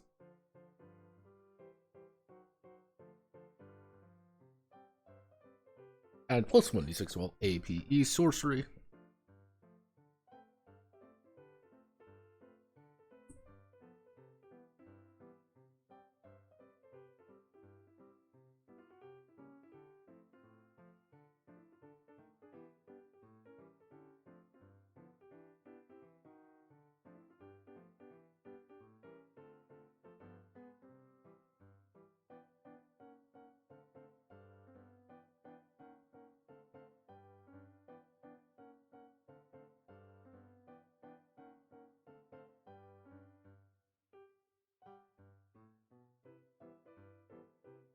Add plus 1 to all sorcery attacks locked into the apparatus. Locked into the apparatus. Covers most.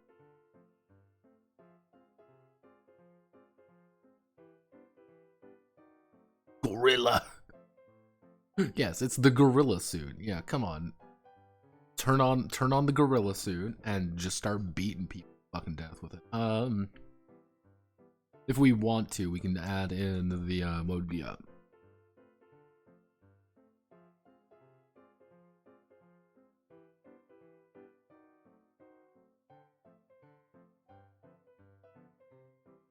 living armor. We can do living armor.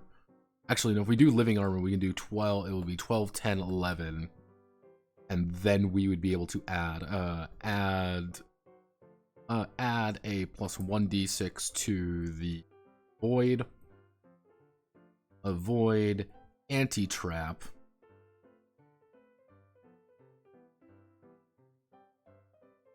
And break trap technique.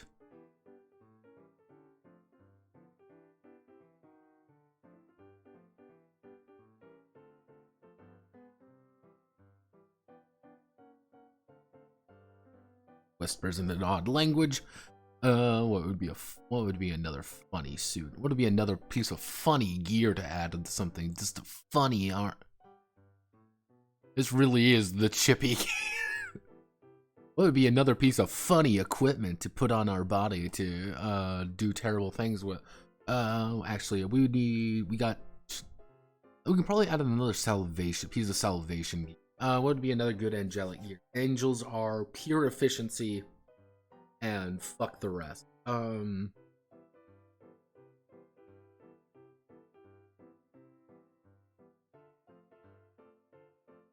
Now we can do Iron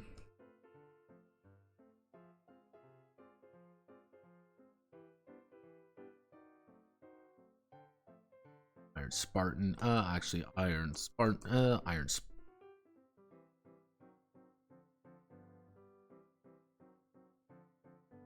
You're gonna have a pretty high armor.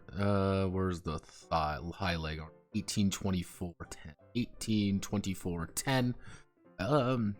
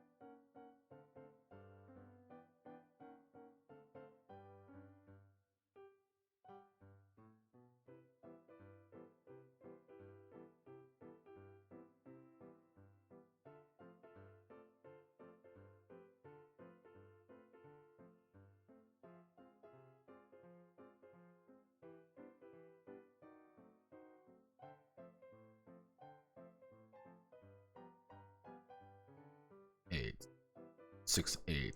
6, 8, 10. So we'll bump up the armor value. Bump up the armor values a little bit. Actually, no, make it 10, 8. Oh, we'll make it 10, 8. 10, 8, 10.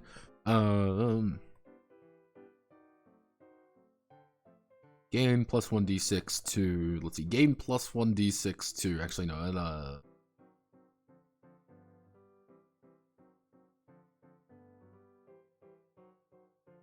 gain plus 1d6 to field work, and sensory checks. Sensory judgments.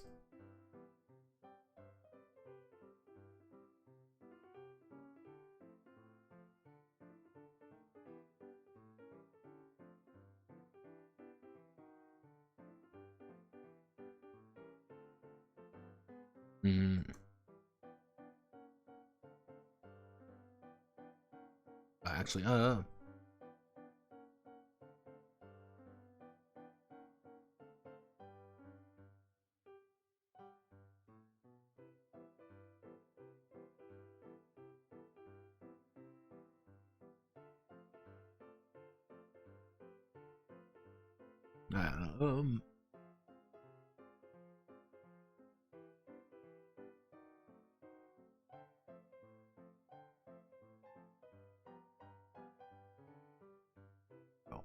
prisoners treated like animals. Why not? True. There we go. Because we do this, and then we sort of sending armored apparatus. My main guess is that most people are going to either go for like the battle armor or like the armored apparatus or the expedition gear. Like my guess would be the expedition gear are going to be the most common. No, I have not heard of the gorilla that escaped from the zoo. I heard about I know a bunch of fucking monkeys like took over the like a fucking if you want something dumb, like I wonder if I can find it.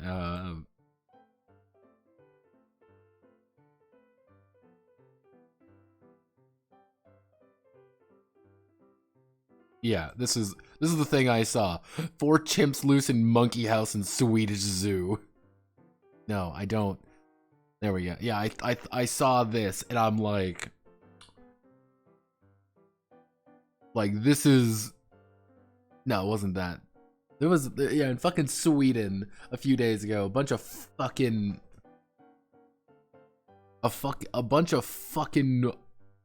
yeah, right here. Managed to get 3 chimpanzees who had broken out of their enclosure but 4 were shot dead. Zoo's chief said the animals were killed as a last resort because they fucking took over the monkey house and they couldn't get in.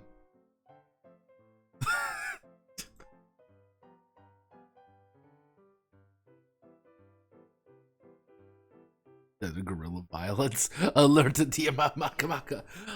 It's what is the see if you ever want to see like something truly just fucked up, just very uncomfortable, if you ever want to learn about something just not fun, let me see, it's the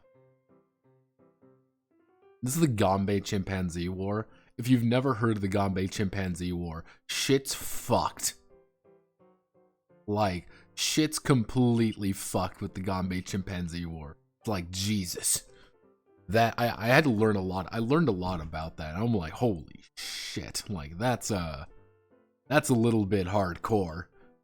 Let's see. We want to do armor modifications. Armor modifications, a cost, special effects.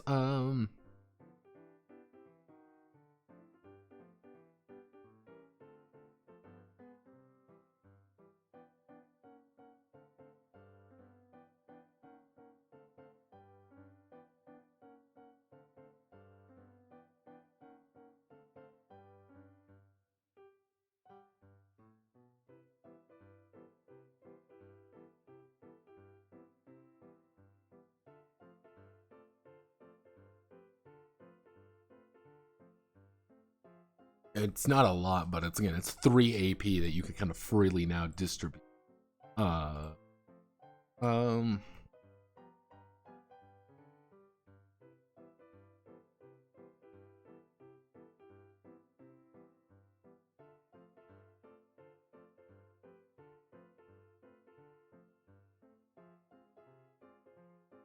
Mm.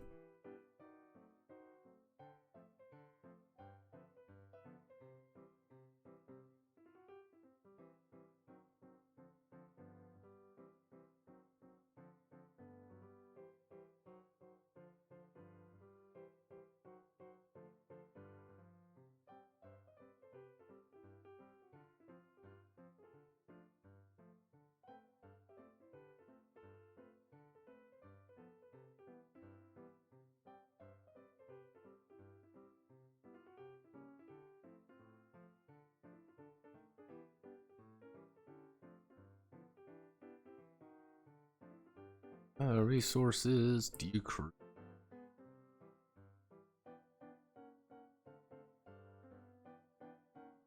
Let's see.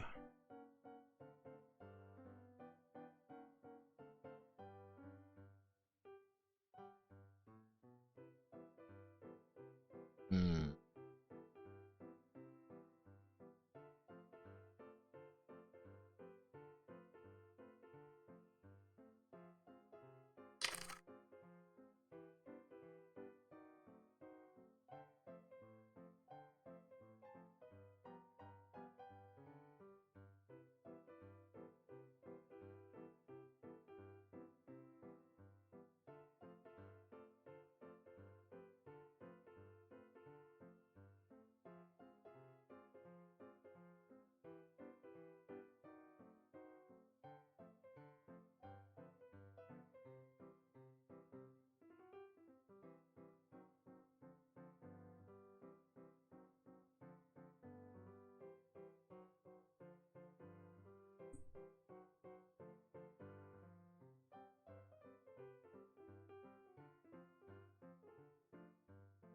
Hmm.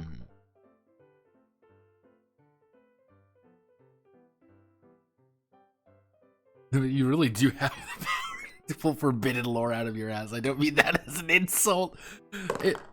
I had to learn about the Gombe Chimpanzee War, or the... it was actually for Project Grug, because I wanted to know how chimps moved. You don't really think about the movement of a monkey or a chimpanzee. You don't really think about that. But like, it's actually a very sophisticated way they move, because they don't really use like what we would consider like legs as much as they use like kind of like their entire body. And that's why it's like running from a location is like them grabbing, kind of like throwing themselves. Like, they were incredibly fucking strong animals. I'm sounding like Joe fucking Rogan here. And the thing is, the Gombe Chimpanzee War showed up a lot, so I looked into it. I'm like, Jesus fuck. But come on, Manly, you don't know your monkey lore? Come on, brother. Are you really a fan of the Notepad on Experience channel? Come on. You don't know forbidden monkey lore. I mean, really, what's the point? Honestly, yeah, it's... And I actually had to explain this to my mom the other night. I mean, like, all the random shit knowledge I've learned over the years is coming from me, like, playing games. Or, like, learning about stuff that I'm like, this seems vaguely interesting. Exactly. You end up going down the fucking rabbit hole, and then you find some just like weird fucked up shit that like nobody really talks about. See, that's like one of the big reasons why I've been almost perpetually fascinated with the Korean War. Like, the Korean, like, I don't think people quite understand this. Like, nobody fucking talks about the Korean War here in the US. And it was actually somewhat of an issue, is that, like, I remember I was reading about this a little while ago, is that people were talking about the Korean War and how Korean war vets don't have any memorials. There are very few memorials to Korea vets versus Vietnam vets, World War II vets, even World War I vets. We don't talk about any of those. I mean, it kind of makes sense. You just don't really hear about it. I distinctly remember, like, the Korean War was a single paragraph in our history book. One paragraph. But, thankfully, talking to such a strong, diverse set of fans and people that I've talked to over the years. I've learned that every country's fucked up, just completely fucked.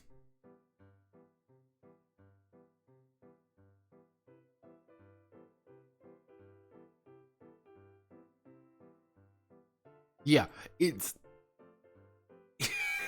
it is difficult. Like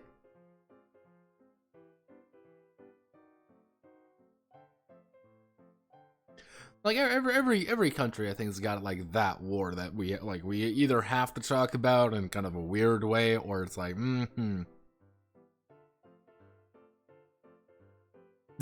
yeah, the deep understanding of like logging techniques. I'm like, yeah, let's fucking do it. Like, all right, fuck it. You'll never know. The thing is, you'll never use it again, but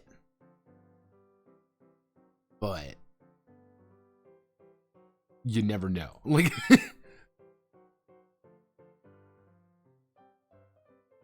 you never know. Yeah. Fun fact. These are the modifiers in the armor modifiers, which is once per session gain +1 CP from Chrysac that involves waste SP. That increases ass SP, spirit SP, always in the exposed state. Yeah, no, I can't really use any of these, so I'm not. I'm not using them.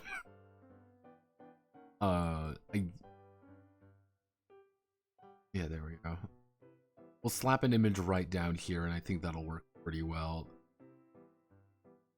Okay, now this is where things start getting fun. All right, let's do it, gamers. Let's get gaming. It's a game theory. Nope, you're gonna make me go through the entire fucking thing, aren't you? Let's see, there's 1, 2, 3, 4, 5. There's 5. So 1, 2, 3, 4, 5. I guess we can do something like this, but we delete this column. So it would be accessory. So this would be accessory cost. Other AP. This would be just other AP. We'll have to fix that. Direct hit value and then special effect / description. So if you want to do something like, it would be like that. This is our accessories. Okay, team. We're doing it. We gaming, everybody. We gaming. So let's get some special accessories in here, everybody. Yeah, using the power of friendship. It's not us.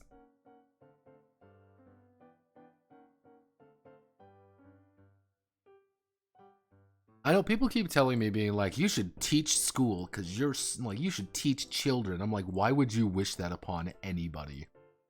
Like, why would you ever like wish that pain upon anybody?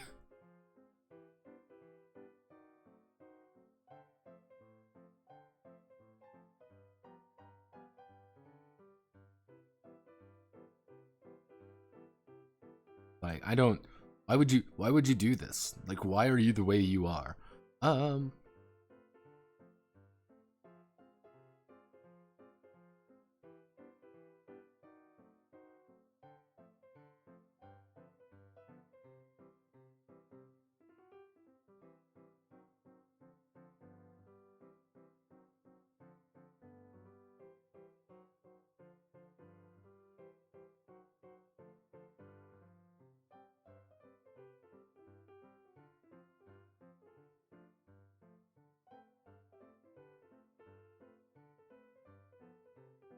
Yep. Let's do the next bracelet, which is going to actually no. There's So if we want to do this correctly, what it would be the power bracelet. Actually, can only wear. Actually, you can only wear for two stat accessories. Be a little bit conservative here. Does not increase HP, can only wear 2 stat accessories. So if we do something like that, we split it up. So the wing boots. No, we want to do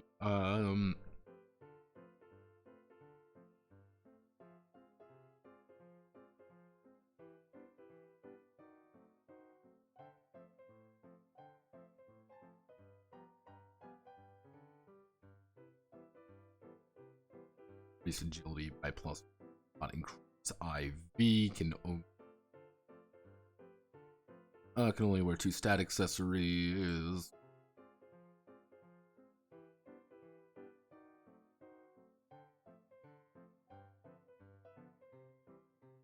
You know, what would be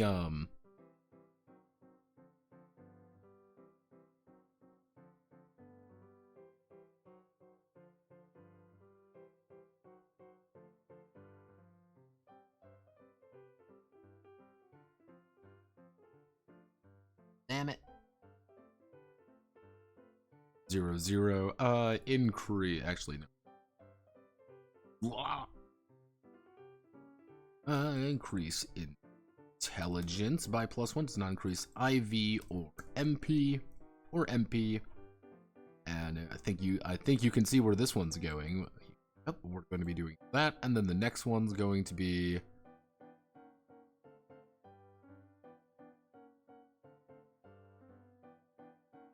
we want to do a talisman.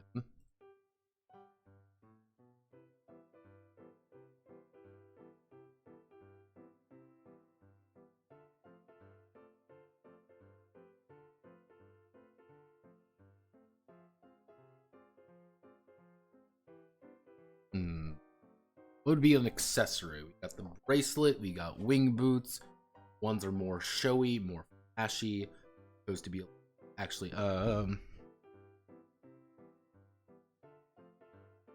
three-eye amulet. Increase sense. Increase sense does not increase MP. Can only wear 2 static sets. Then we do the white pendant.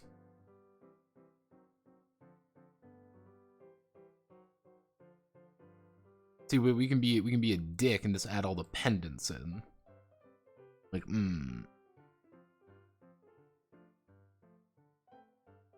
People keep telling me, being like, you gotta be a teacher. You'd be great as a teacher. I'm like, why? Like, why?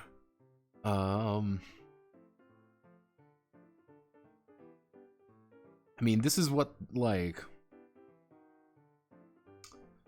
this is the issue, like, what we're dealing with right now, is that if we do something like this, these are like what the element, these are what the actual,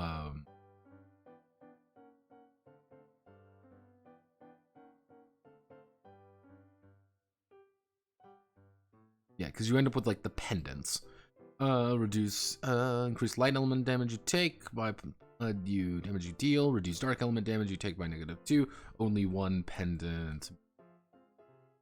Maybe.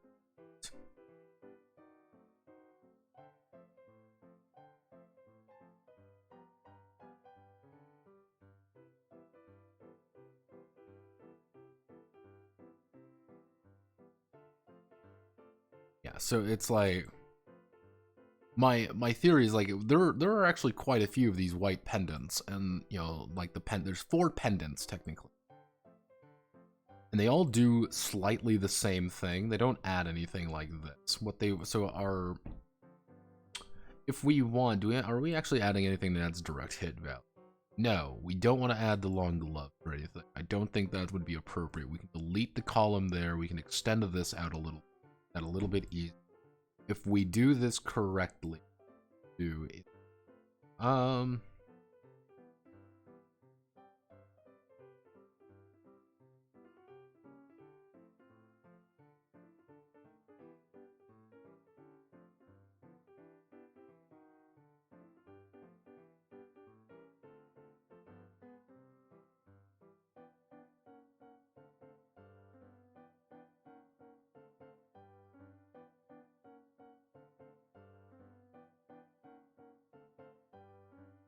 nation, but then we do this would be the sapphire. We want to do this correct, we would do that and that. This would be sapphire, amethyst, sapphire. No, it's sapphire, just topaz. Only if we do this, we delete the 2 rows. Because the sapphire pendant is ice.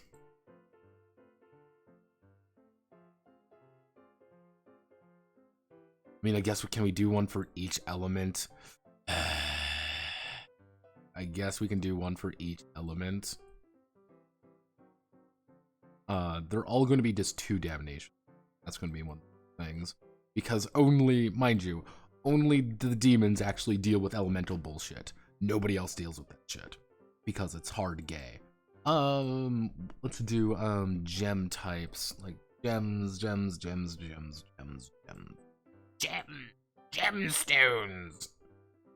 Guess we forgot about the topaz. Let's see, topaz. So we have sapphire pendant,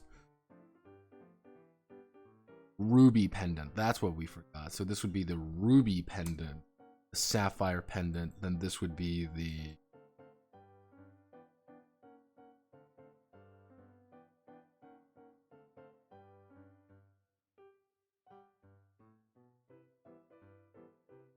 that's actually all the fucking elements, so we don't really need this anymore.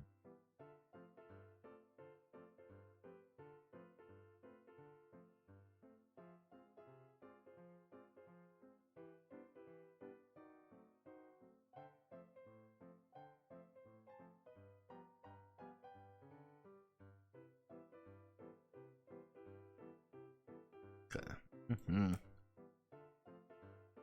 See, now we get the Mimi jewelry. Let's see. If we want to be conservative, like the idea of the Mimi jewelry, for those who don't know, the Mimi jewelry, as you can see, the Inu, Neko Mimi, Yusa Mimi, they all give you, if we go down here, they give you like, oh, sense of smell, vision, hearing. They give you like those raw bonuses to like the sensory stuff. I guess we can expand the Mimi jewelry. What do we call it though? Well, let's just think about it. We can do recon gear. Recon kit.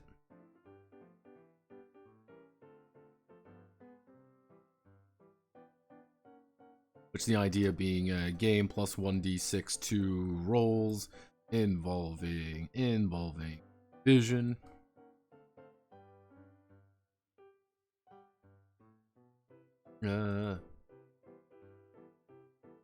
Cannot equip multiple kits. But recon quit. Well, then we can do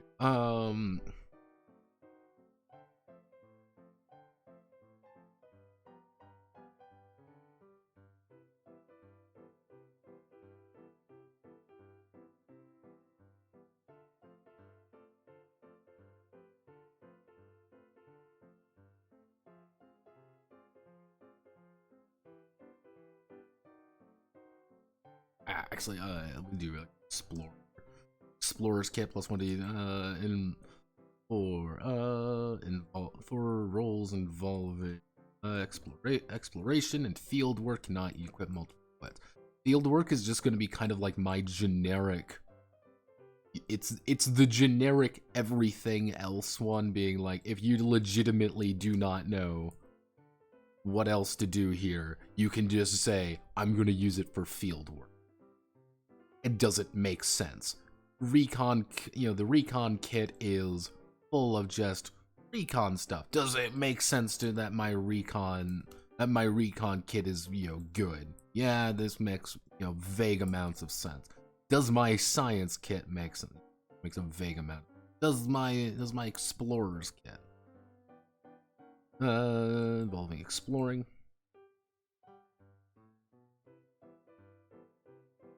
And field work, and I'm gonna have to probably put a note in there. Always get the effect of flight. We're not gonna have that.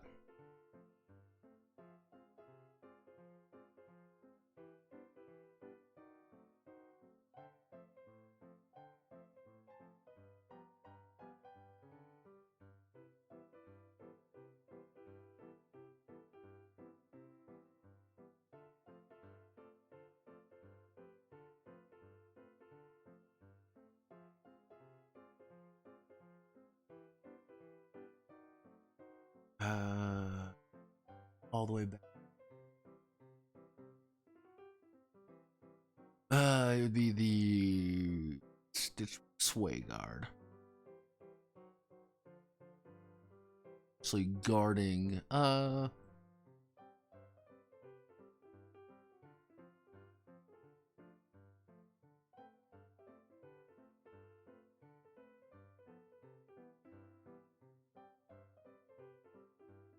there we go, the APE counter shield. It's literally a shield designed to counter this shit. You go bang, and then you can do, actually, we can even just call it a counter shield. How about that? Good old counter shield. Hey, do you want to be fucking awful and run one of those builds? Cool, you totally can.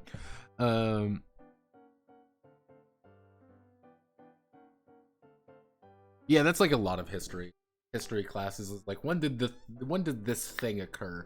Or did you ever get one of these in school where they just like hand you like 3 fucking questions and it's like, please write an entire fucking essay on this particular subject? God, those were the worst. Because every single time I would study really hard on something and it would never be the thing that I studied on. Never would be. Every single time. God damn it.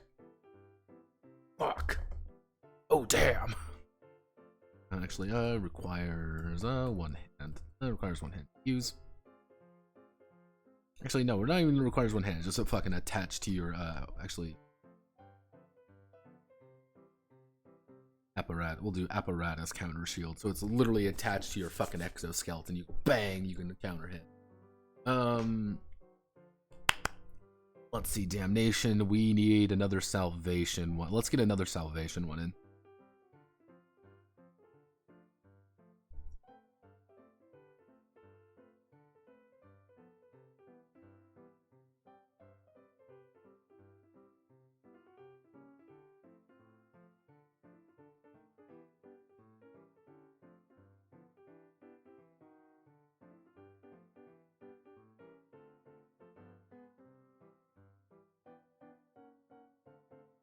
Start the expedition with +1 crisis.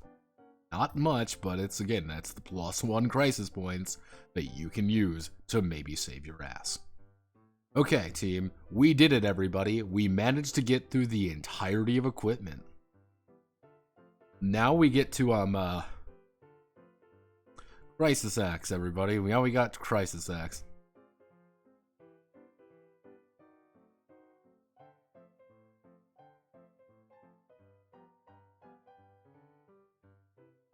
My favorite worthy. What is your opinion on thing? Yeah, no, those are always trap options. Every single one. What's your opinion on this? Every single time it's a fucking trap. Usually, like, anytime I got one of those, what I would have to do is, like, I would be, like, very, my true centrist values would come through, and I would, like, list off the good and bad points of both and, like, make, like, this broad generalized consensus at the end. It's like, well, these guys were bad, but these guys are also really bad. Therefore, in my honest opinion, I think both sides were bad. 100 AAA, 100 billion%, everybody loves me. Because you could interpret it both ways. The only time that I really went fucking gamer was on the Beowulf. I had a Beowulf paper, and there was just one question, like one big question on it. It was right at the end. Others questions were like, what was his sword? What was this? What was this? His, like, that particular one was Beowulf a hero, a genuine hero? And it was an interesting question, because if you go off the basic interpretations of Beowulf and some of the basic ideas, you end up with a character that's kind of weird, because he is heroic, the way we think about it, but he's also completely not heroic by Norse standards. I did a very big and long essay on that one. The teacher liked it a lot. Yeah, sometimes, like, this is the thing with, like, the opinion ones. This is the beautiful thing. If you have the right opinion, they don't check it as hard. And you can make little errors and little mistakes, and they won't, like, ding you or anything. That's the thing. If you do make it, like, if you have the wrong opinion, and you make, like, a very, like, even a remotely strong opinion on the matter, they'll check it religiously. And it's just like, oh, you forgot to put a comma here, negative 10 points and shit like that. Every time.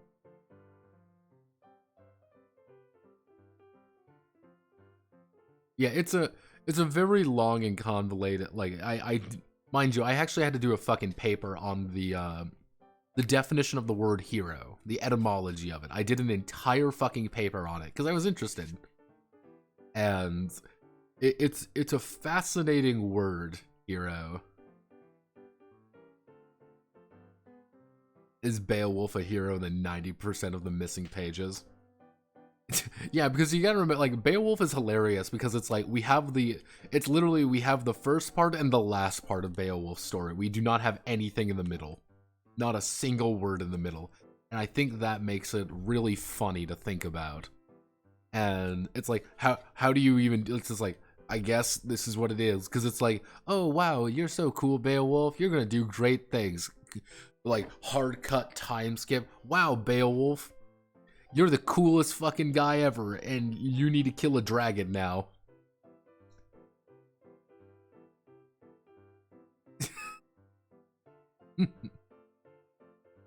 Wow, Beowulf, you're so cool. See, the problem is, Manly, the wandering poets now are just the schizophrenics on the fucking, on the sidewalk. Yelling about, yeah. Those are the real wandering poets. And you also have to remember, the people who would be also wandering poets are now writing Sonic Inflation fanfiction. Remember that. Again, anytime something bad happens, just understand that Sonic Inflation exists, and you realize life isn't as bad as you think it is. And yes, I did comment that just because you said, I would love to be a wandering poet, Ethical, don't worry. We're all friends here. we all know our favorite thing in the world.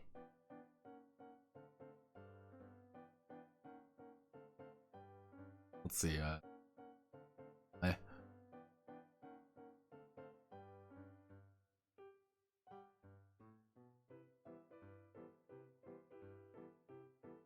yeah, wandering poets are the effort posters on fucking X, yeah, pretty much.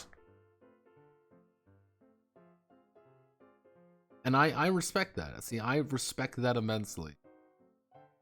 Yeah, the fucking, you know, the X posters who go completely Bananarama, that's... The thing with, like, here's the ultimate issue with, you know, talking about oral culture, says man man about to go and write fucking Crisis X, is that it is inherently worse than everything else. Like, that's the unfortunate reality of the matter, is that it is just objectively worse than anything. Because here's the secret.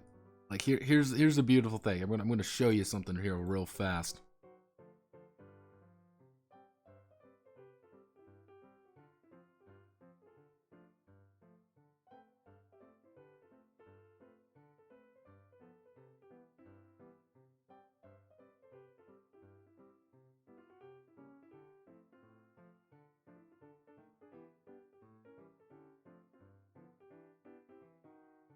This right here. Like, that's kind of like one of the biggest issues, is that it's just, we've gotten to the point where it's just far easier than just to, you know, write something down and hand it to somebody else. As, you know, that it also doesn't help that we are getting gradually more and more afraid. Like, the thing is, people are getting, like, more, like, I think one of the issues is that people aren't necessarily afraid of, you know, fiction and stuff like that. It's more along the idea of it's for every like like I think the best way to think about it is like for every for like every like we'll call it like the nuanced story, the nuanced fiction story. For every one of those, there's like, I can only really call it goy slops. So it's like, okay, it's like dun dun, it's like, okay, cool, we get, okay, there's more, okay, there's more, it's just only more, oh god, and then it's just like, okay, now we get like a nuanced story. Goy slop. I use the term goy slop because that's really that's kind of the best way to think about it. It's, people are, it's gotten easier to produce things. You don't have to be a award-winning writer. Never heard the term goy slop applied to literature. You can apply it to a lot of different things, but just the idea of like, it's far easier to turn out things in a quick and efficient manner now. It's quicker. You need to be quicker. You need to be more efficient. You need to lower the upkeep cost. Lower the the input cost. That was like the thing, like, well, there was one guy who wrote like an AI children's book, did all the artwork and stuff like that, even though I'll get on that. And people were like, oh, well, it's the thing of children, blah, blah, blah. Like, I don't think people quite understood, like, that guy could pump out a book every month. He could make a book if he felt like it. Every single month, that's another book that he can produce.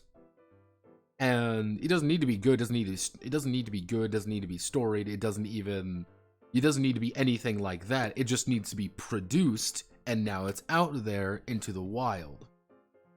And I think one of the issues here is that you need to make something that is fast, that's, it's the classic trilemma. You can make something fast, you can make something good, and you can make something cheap. You can never have all three. And what people are realizing is that cheap and fast will make you more money than good and fast or good and cheap. Like, it's like, money is a driving principle on things. And, that's when it was, Scribbles was talking about, like, creative writing class, and people were talking about that. That's, like, a big thing there. Is that it's very easy to pump out 5 fucking Amish romance novels a year. And even if those Amish romance novels don't sell very well, it doesn't matter. That's not the point. It doesn't matter that it doesn't sell well. All that matters is that those 5 Amish romance novels sold the equivalent of maybe a book that took you a year to write. Maybe more. What will happen when technology bridges the gap between easy, cheap, and good? I don't know. I really don't know. Because then you're going to have an issue where, and I think this is like one of the big things with the AI art stuff. I think this is the big thing that nobody really wants to talk about. Everyone's kind of like, eh. Because every single thing with the AI art stuff is, you need to it's increasing we've effectively made art dirt cheap, but artists are very expensive. An artist cannot turn out 70 pieces cannot turn out 70 pieces within a day. That will kill them. That will murder an artist. But people want it now. It's there. The genie is out of the bottle. I was actually talking about this the other day a little bit. And even with like the AI stories and the AI books and stuff, where it's learning faster and faster and faster. That's what I'm more concerned about, is the writing bit. Not necessarily because like, oh, you're a writer. No, I'm more concerned about it because, I do have journalist training. I understand what, journalistic integrity and shit like that is. And fuck, man.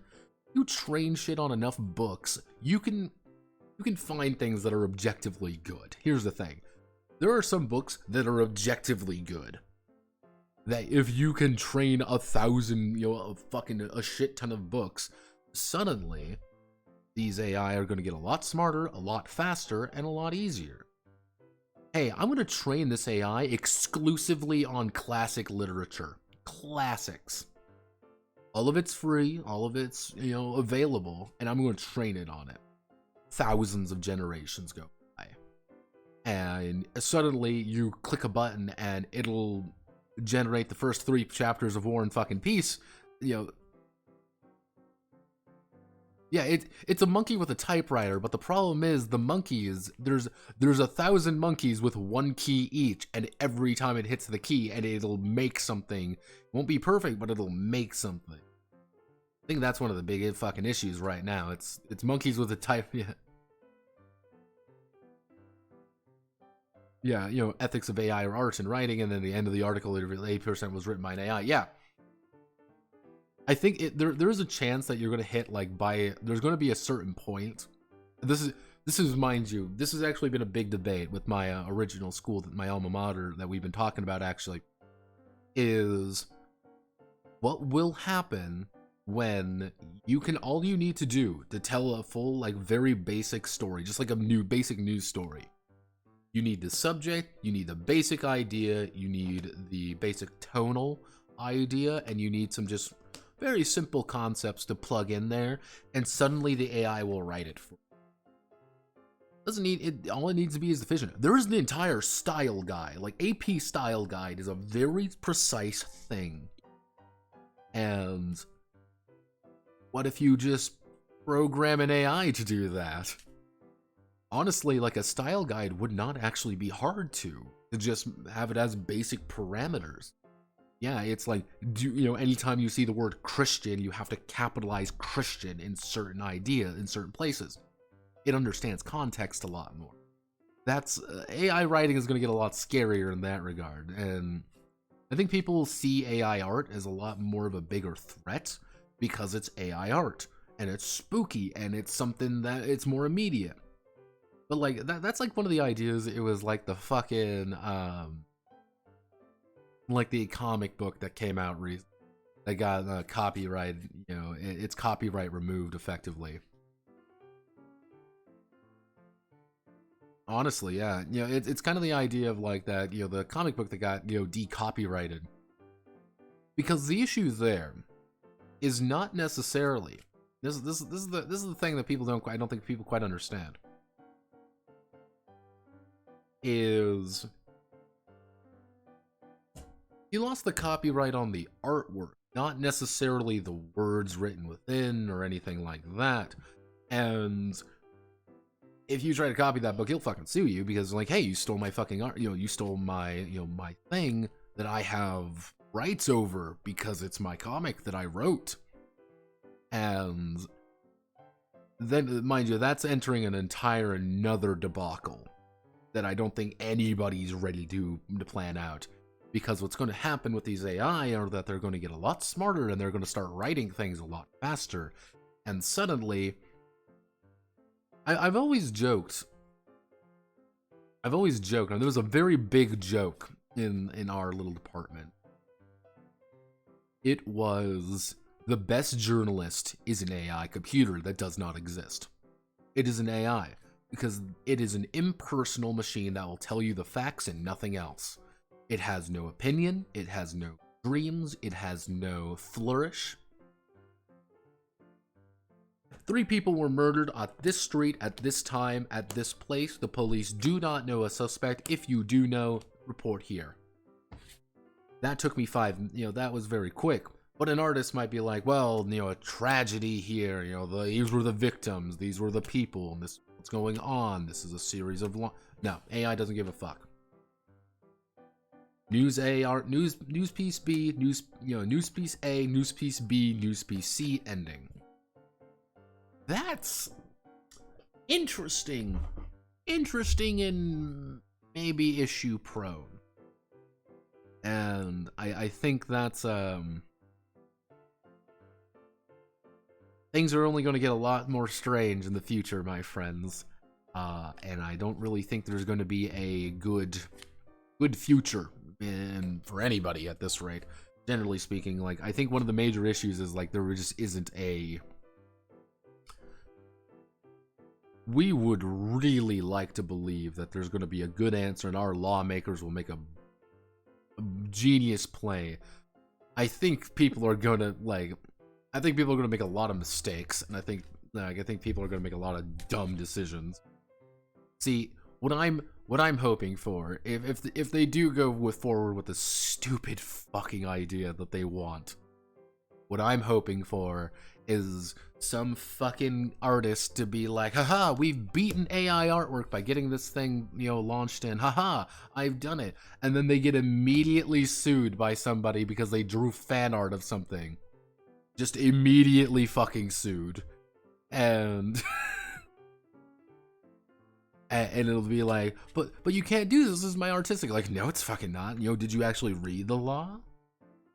That's why I said, like, we don't have enough, like, nobody wants that legal case. Nobody does. It's going to be an unfun legal case.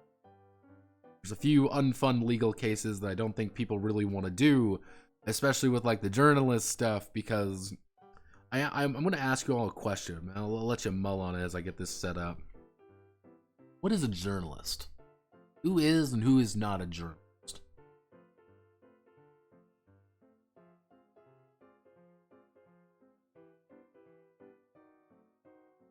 It gets a little bit wonky if you ask that question. Because, well, a miserable pile of secrets and a miserable pile of lies.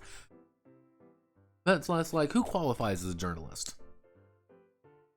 Am I a journalist because I cover games? I don't really consider myself a journalist, but some people would actually call me as someone who covers video game news, a journalist. Now, one of the major advantages, anyone who brings news.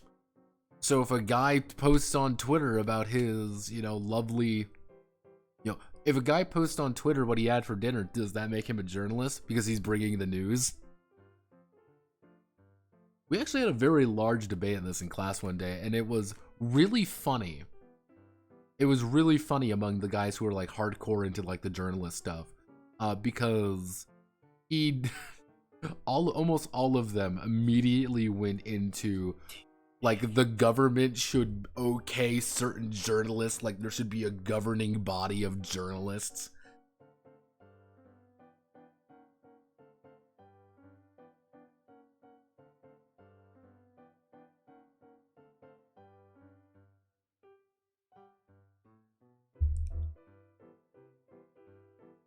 Like, I'm an auto-journophile. Yeah, that's kind of like one of the amusing things with it. And I think that's one of the predominant issues we see a lot. Is we don't really have a governing bodies for some things. What defines an artist? There's really no definition of a fucking artist. Like it would be like, oh, are you an independent news giver? Okay, so the guy who works at CNN is he more or less of a journalist than, say, a guy fucking tweeting about what the fuck's going on in like Iran today? It's shit like that journalists really would like to believe they're special. Because here's the thing, ethical. Here's the beautiful thing. This is the thing they never want to tell you about journalists. Is like being a journalist fucking sucks. It's miserable. It's this just awful experience.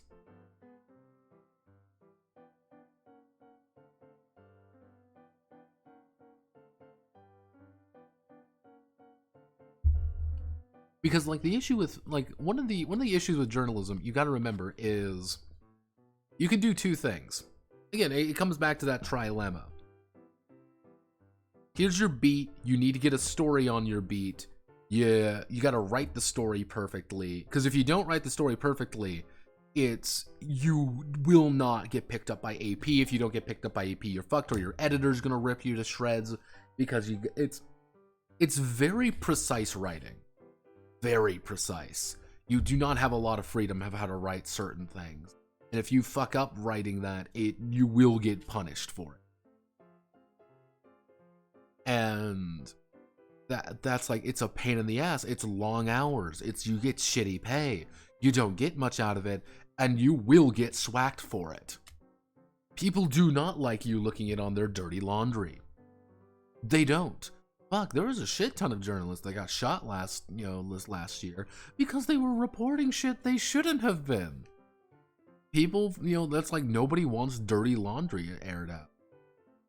Schwacked. Yeah, they got fucking schwacked. They get fucking killed. And but here's the thing. This is the beautiful thing.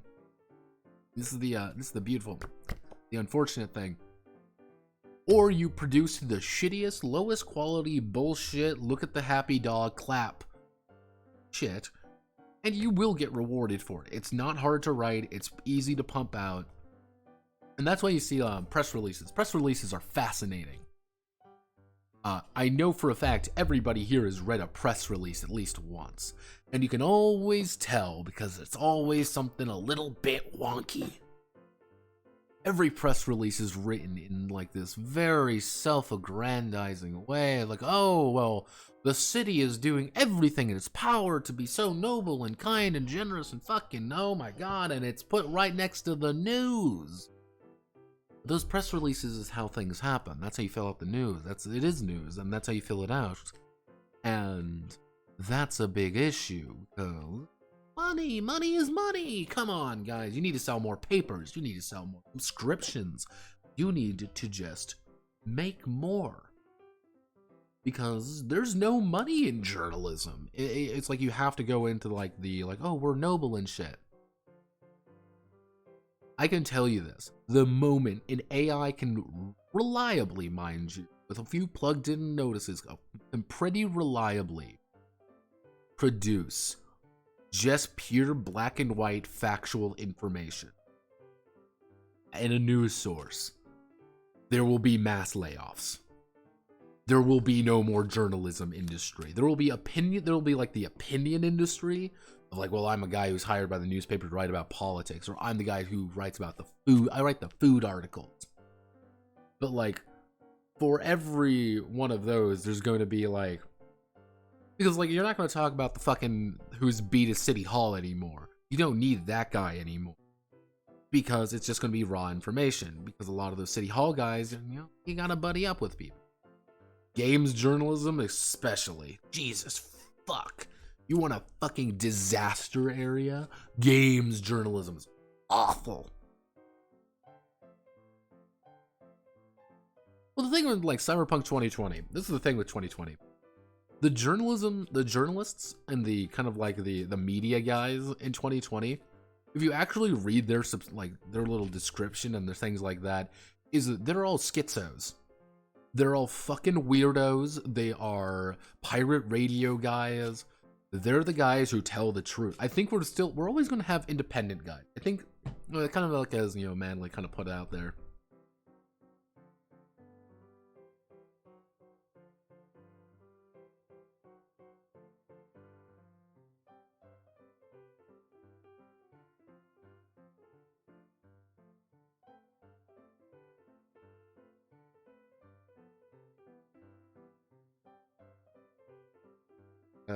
God, why are people doing this? Go away.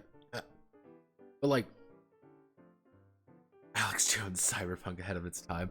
Yeah, it's more along the line, like, you gotta remember, like, media guys, I played a media once, it was a lot of fun, are like, we're always gonna have the guy who literally, like, runs up to a scene happening and records it with his phone and be like, holy shit, this is what's happening. Holy shit, look, it's me. And I'm like holding my phone up like you can see it.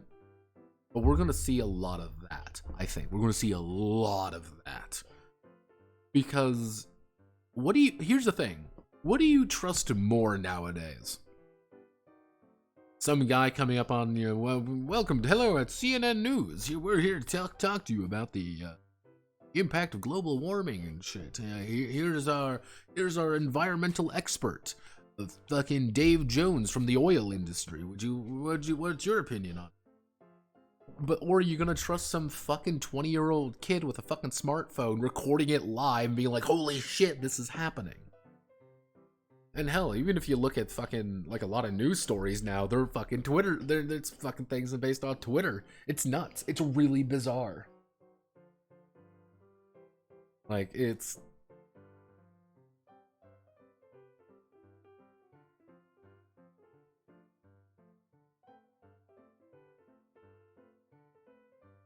Yeah, and the Rittenhouse trial, yeah, that was a big one. With phone video as form of journalism. Because it's raw. Fuck, man, it's raw. You don't need all the equipment. You don't, it's not like one guy going in there. It's, hey, I have a fucking phone. I'm recording this occurring. Here's the evidence. I uploaded it to Twitter and got shown around. Fuck, you can find the Rittenhouse. You can find that particular video just about anywhere. Just as much as you can find shit like the Christchurch shooting, and you can find a lot of other shit going all around the internet. It's why LiveLeak was so entrancing. Yeah, like, I don't think people quite understand. LiveLeak was more than just, oh wow, this is fucking some, gore porn. Oh my god, I love it so much. Like, that was some legit, like, this is bad. Shit's going wrong in places. No one's gonna report on that shit. Who fucking cares? But they do. And that's bringing it back to the cyberpunk thing. That's effectively what cyberpunk media are supposed to be like. They're portrayed a little bit weird in 2020 because it was written in the fucking 80s. It was written in the 80s, 90s. Not a single soul in 1989 could ever predict a smartphone. Not a single fucking human being back then could conceive of this little fucking thing. It's insane. It's really insane to think about that. Hell, even in 2000, the idea of like a smartphone was still kind of a foreign concept. It's like, yeah, I have my flip phone. Like, yeah, wow, you have a flip phone. Like, you're really fucking cool. And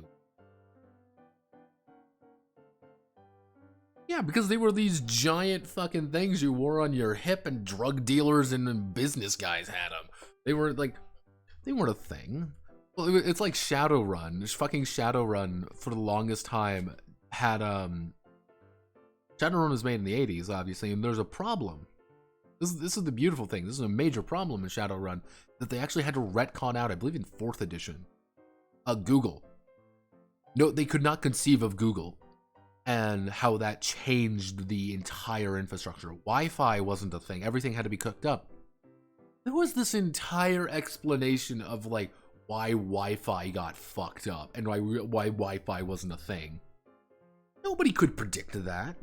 Hell, even in Cyberpunk at least kind of got around it just because it was like the apocalypse fucking happened, but even then it was still kind of a stretch. And like, there's a reason Ares, in Shadowrun runs Detroit, because Detroit was the city of everything back then. Like, yeah, like a cell phone until 2004. Exactly. Oh, that's bonkers. I'm seeing fucking I'm seeing like 6-year-olds with fucking smartphones better than mine. Like... So if you ever want to more accurately portray a media in 2020, in Cyberpunk 2020, picture some goober with a gun in one hand and a cell phone in the other being like, holy shit, guys, hey everybody, it's me, Mr. Beast, and I'm fucking here looking at this dude just gun down a dozen fucking people. It's like, Jesus.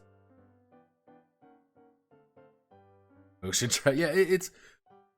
Literally the only way to really future-proof Cyberpunk is that if you have a situation which cancels it out, or you go so far in the future that it's kind of like, yeah, why isn't there Wi-Fi? Because we're so far in the future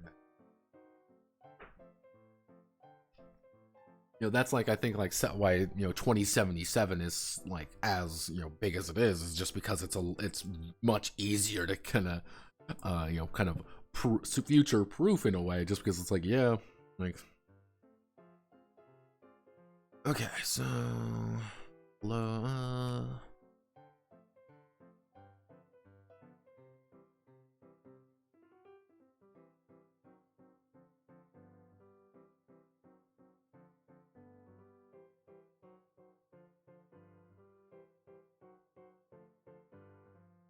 Uh,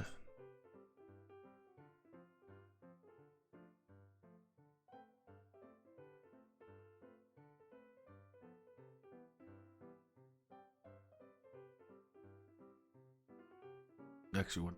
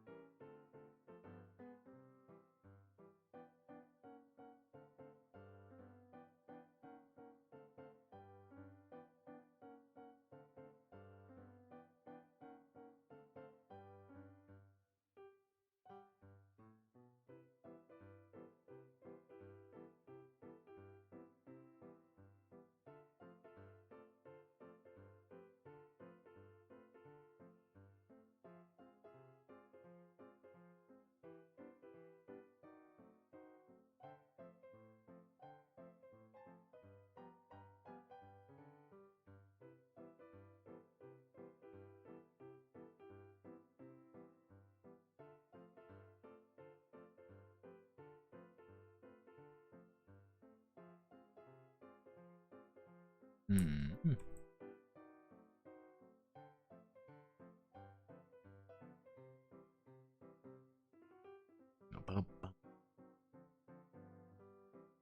Yeah, no, it's like I think the only real like the only cyberpunk series that I like really know that stood the test of time as much as it has would be like Neuromancer and things like Mona Lisa Overdrive. I think they kind of stood the test of time pretty well.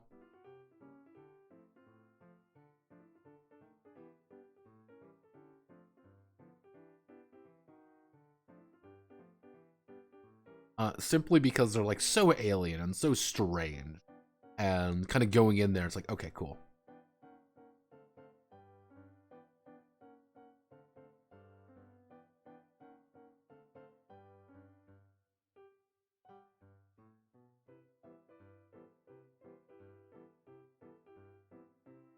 Hey, it's great. I don't know what you're talking about. Neuromancer is fucking amazing. It's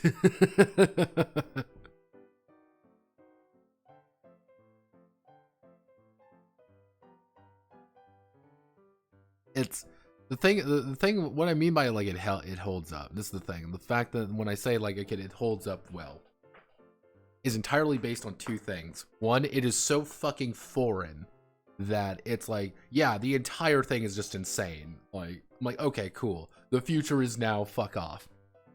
And you can more accurately kind of say, this is a completely different timeline. Like, this isn't the future. This is just a completely separate set of time. At least for me, that's how it holds up well. But I love Neuroman. I think it's amazing. And saying Mona Lisa Overdrive is amazing. And it's just fun to say. Can only use 7 during a session.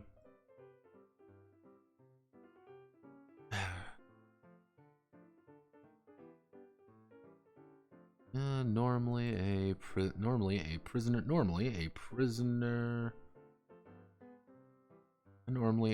prisoner can only use 1 crisis act per scene. However, during combat,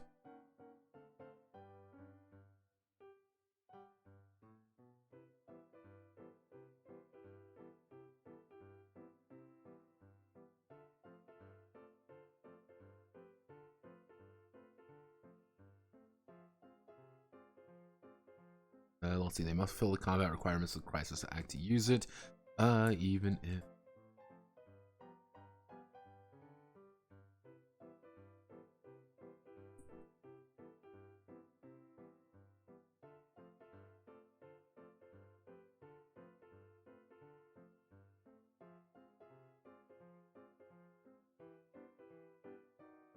each crisis, let's add a little note here. Crisis acts may add penalties, debilitations, and status effects. May add penalties, debilitations, and status effects to the prisoner during combat. These take place immediately. These take place immediately and will not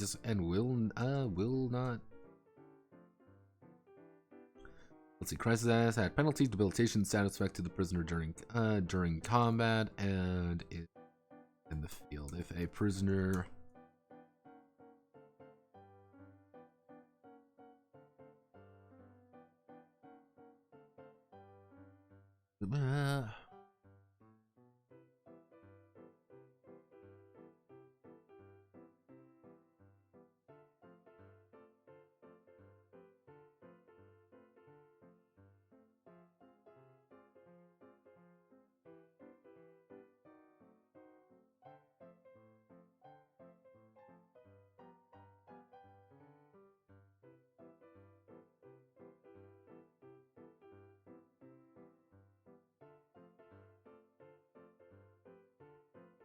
but cannot stack in a logical fat. But can let's see. These may assign to various limbs, such as arm, but cannot stack unless stated. So, you know.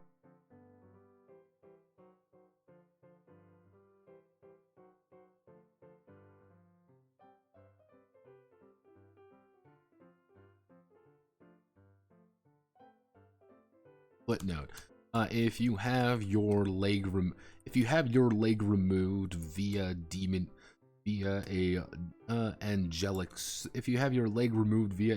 sword, you cannot let's see, have your left leg removed via an angelic sword. You cannot apply a sprained ankle to it later. There we go. Yeah, that's kind of the idea, being like, there's a little bit of logic that goes into this. Please use it. Like, this is the common sense rule a little bit. Being like, yeah, you don't have a leg, you aren't really going to be doing much else to it.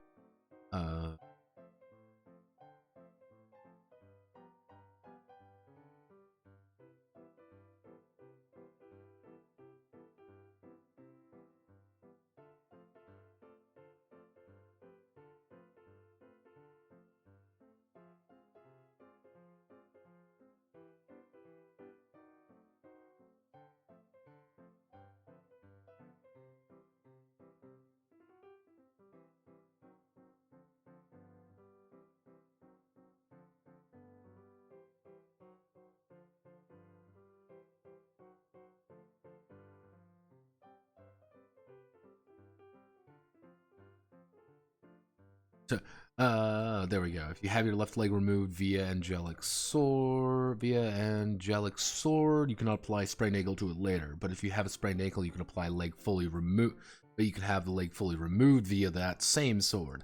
But always apply the basic rule of the worst possible situation wins.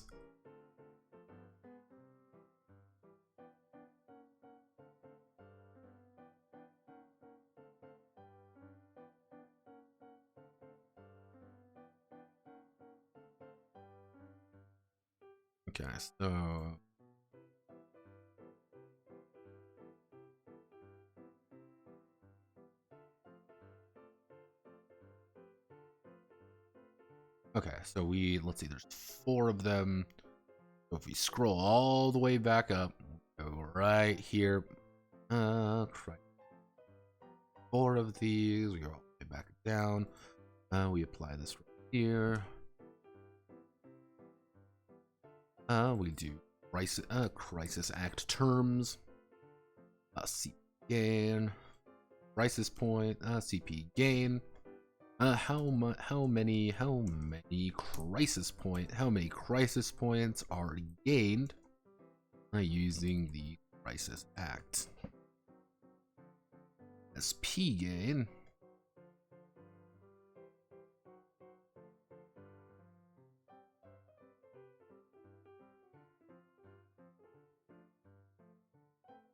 The amount of sin points gained. If a multiple SP is line.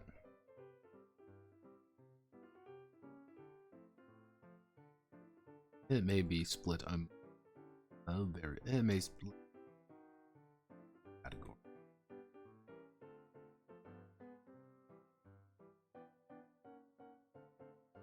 The requirements. Generally speaking, I'm getting another ping. Who's pinging me?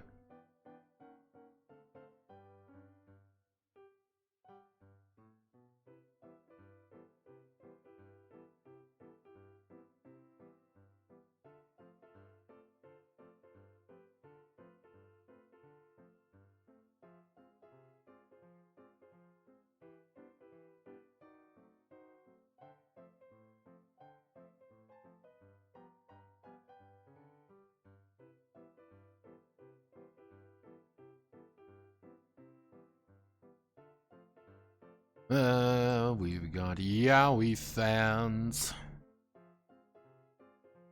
Crisis, condition necessary. Let's have the crisis sector. There are multiple you must fulfill. All of them. If your character no longer fulfills, the requires new one needs to be chosen at the end of the session. Disposable can only be once at the end of the session. You need to choose it.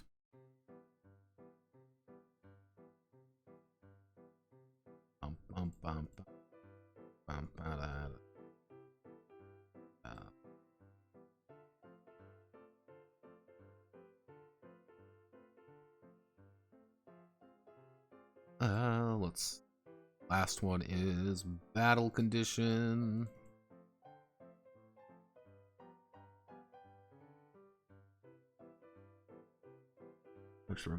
Table properties, black on black. We do like.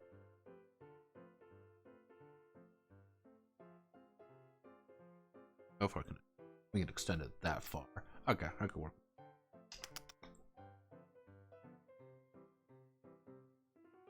Okay, so during battle, the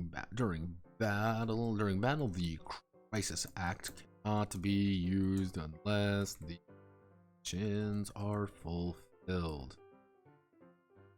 A prisoner can use multiple crisis acts in battle.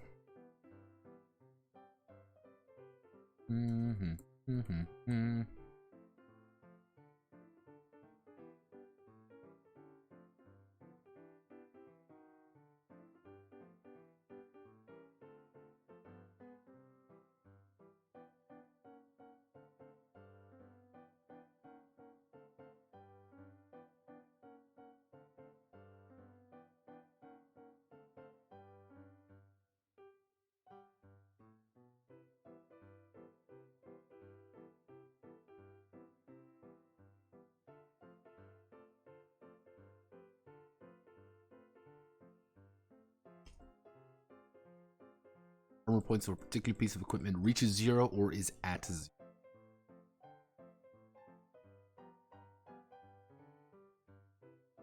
And then we have HP damage.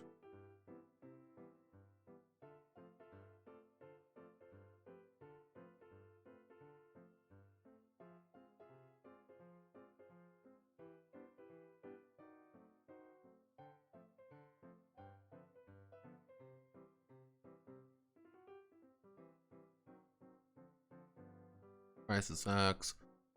Yeah.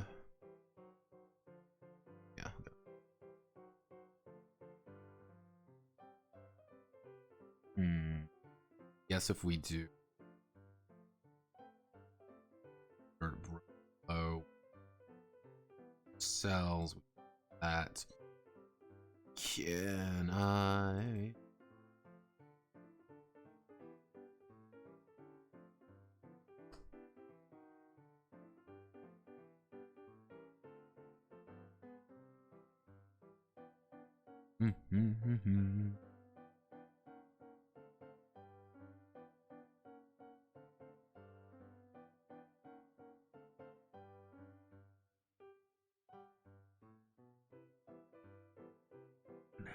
I guess if we actually know we can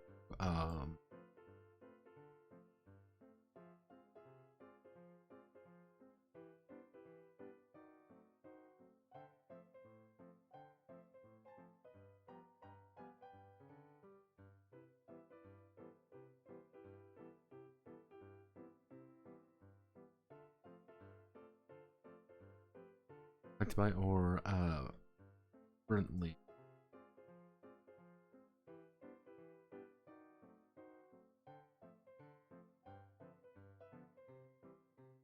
There we go. So an idea here would be you reach AP 0, you can do this. If you reach reach HP damage of 0, this is, you know, or like HP damage, this is what occurs here. You have a status effect is, I'm bleeding, suddenly I can perform another crisis act, you know, kind of later I can perform another crisis act, which suddenly is like, oh, the bleeding's got a shit ton worse. And now it's bleed 3, or now, you know, instead of it being bleed, you increase the bleed value by, you know, 2-3 points, and suddenly it's like, oh, well, I'm just gushing blood now. Like, this is clearly bad. Okay. Crisis act terms, this is good. What I'm gonna do is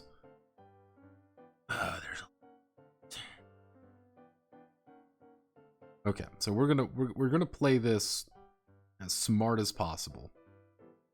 That means gonna use the shit I already have, because creativity is for people who can afford it. We'll just do sample crisis act. What do we need to? We need. No, we're gonna do the. I guess we could do type. I guess we need to explain the types. That wouldn't be actually a bad thing. We can explain the types up here. Maybe make this an entire different page. I guess, yeah, we can explain this, the type. That's what it's going to be. Then we're going to do the CP gain, immediately into SP gain,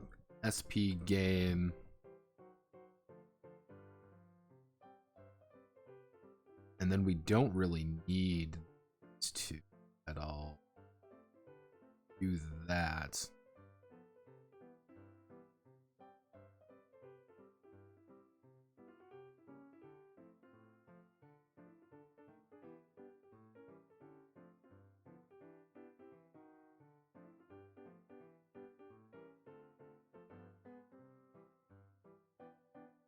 No, type sample price act CP gain, SP gain. Don't need to worry about either of these, but we can do, because the thing is there's going to be a description. That's the thing. So we need to add in here would be description.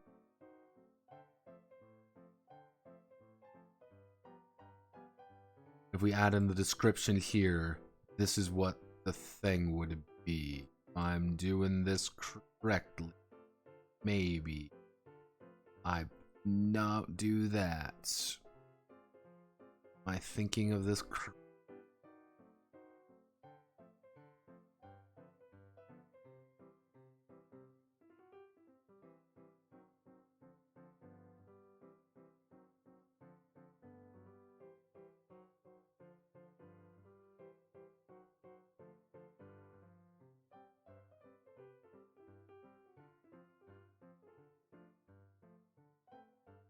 Because we don't need to worry about these two.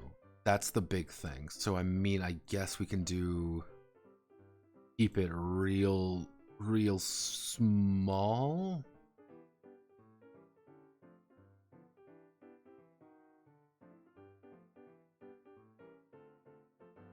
We can go for smaller and wider.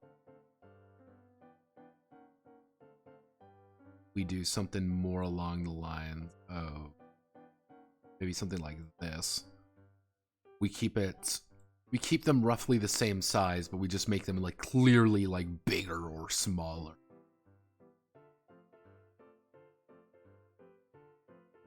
We'll have to balance the 3 out, but that should be easy enough. So if we want to do like a sample crisis act, it would be like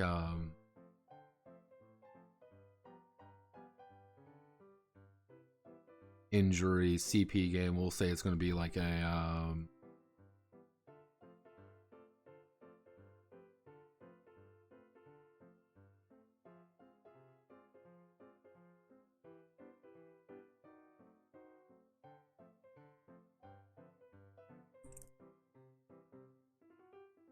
We do the prisoner's arm is completely severed in a shower of blood and gore.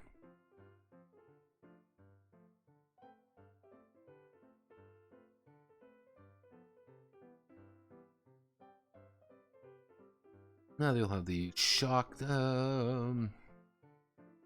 Have the shock stat. They will have the shock status effect and cannot use arming. So this is what a basic crisis act would look like. My arm has been severed. I gain X amount of CP. We do that. Okay, are you? Looks a little bit awkward, but if we combine them two to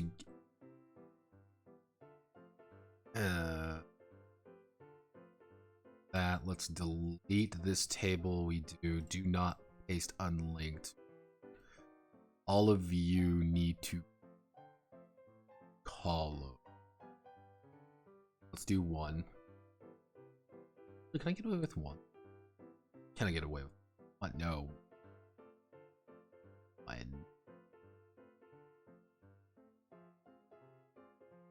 Center, middle. Can I get away with 1.05? I think I can get away with 1.05 on all of these.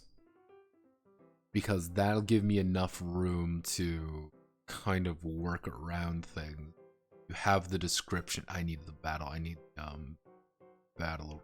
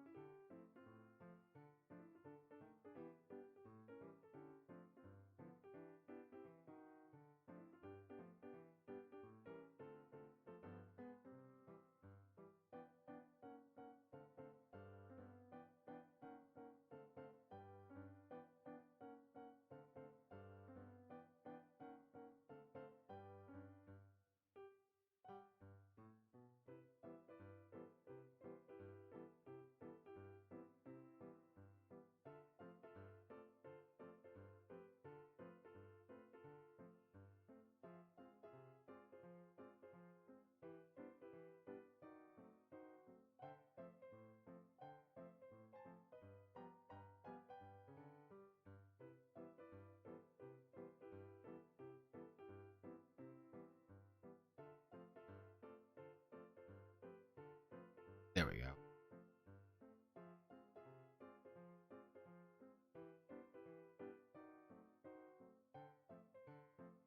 You think we can get away with it? If we do this, or we go for more of the less is more approach and we do something more like this.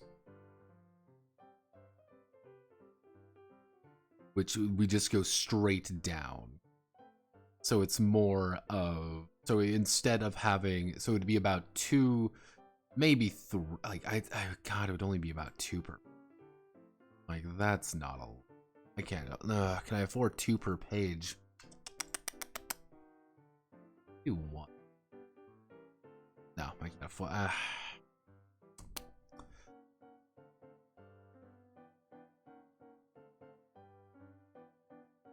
we can fit about 4 per page. Let's be conservative here and say we can fit 4 per page run. We will need to do insert row above, and then we back up here, and then we.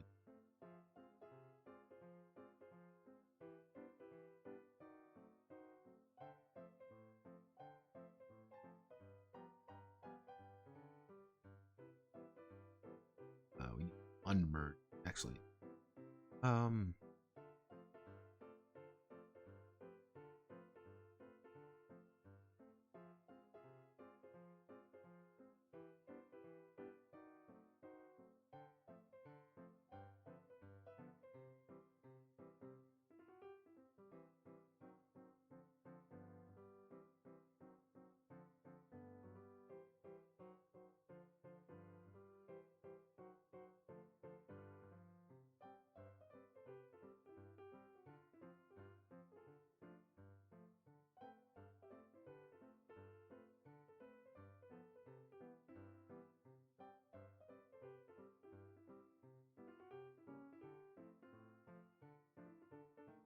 Why don't you want to look right?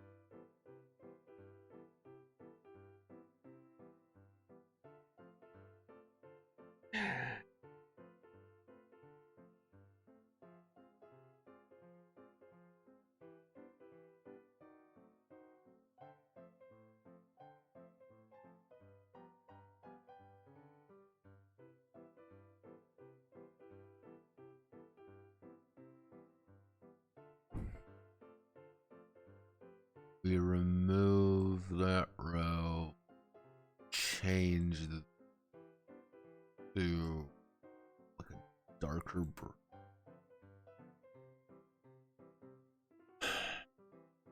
No, we reduce the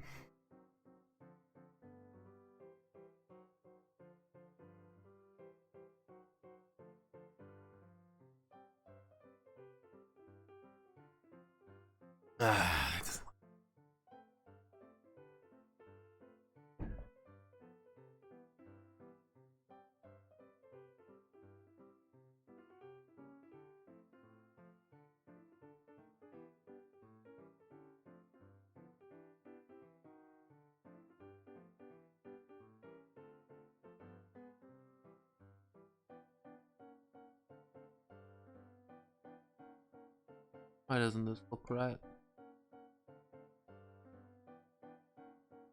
Okay, you know what? I'm gonna call it here. I'm gonna try to get this working. We're a little bit far behind on where I want it to be, but generally speaking, after the Crisis Act system, we're in the clear because, like, that really, truth be told, that is a vast majority of the game. Like, really, after that, like, I would say the only two more difficult bits what we need to do is, like, combat isn't going to be too difficult. Like, honest to God, combat is not very difficult. Most of this can actually be taken over one for one almost. When we get to, like, imprints can be a little bit wonky, but imprints aren't also going to be, like, too difficult to do. Like, I already kind of know what I want to do with these. After that, the only really big hump would be creating some basic monsters, but all I'm gonna do is just use the monster creation rules and then, like, refluff some basic numbers here, and that's pretty much it. Like, there isn't really much to change in that regard. Okay. Yeah, we don't really have to worry about any, like, the fucking core create. So yeah, okay. Right. It doesn't look right here. I'm driving fucking bonkers. Alright, I'm gonna call it there. Godspeed, good luck, you know the rest.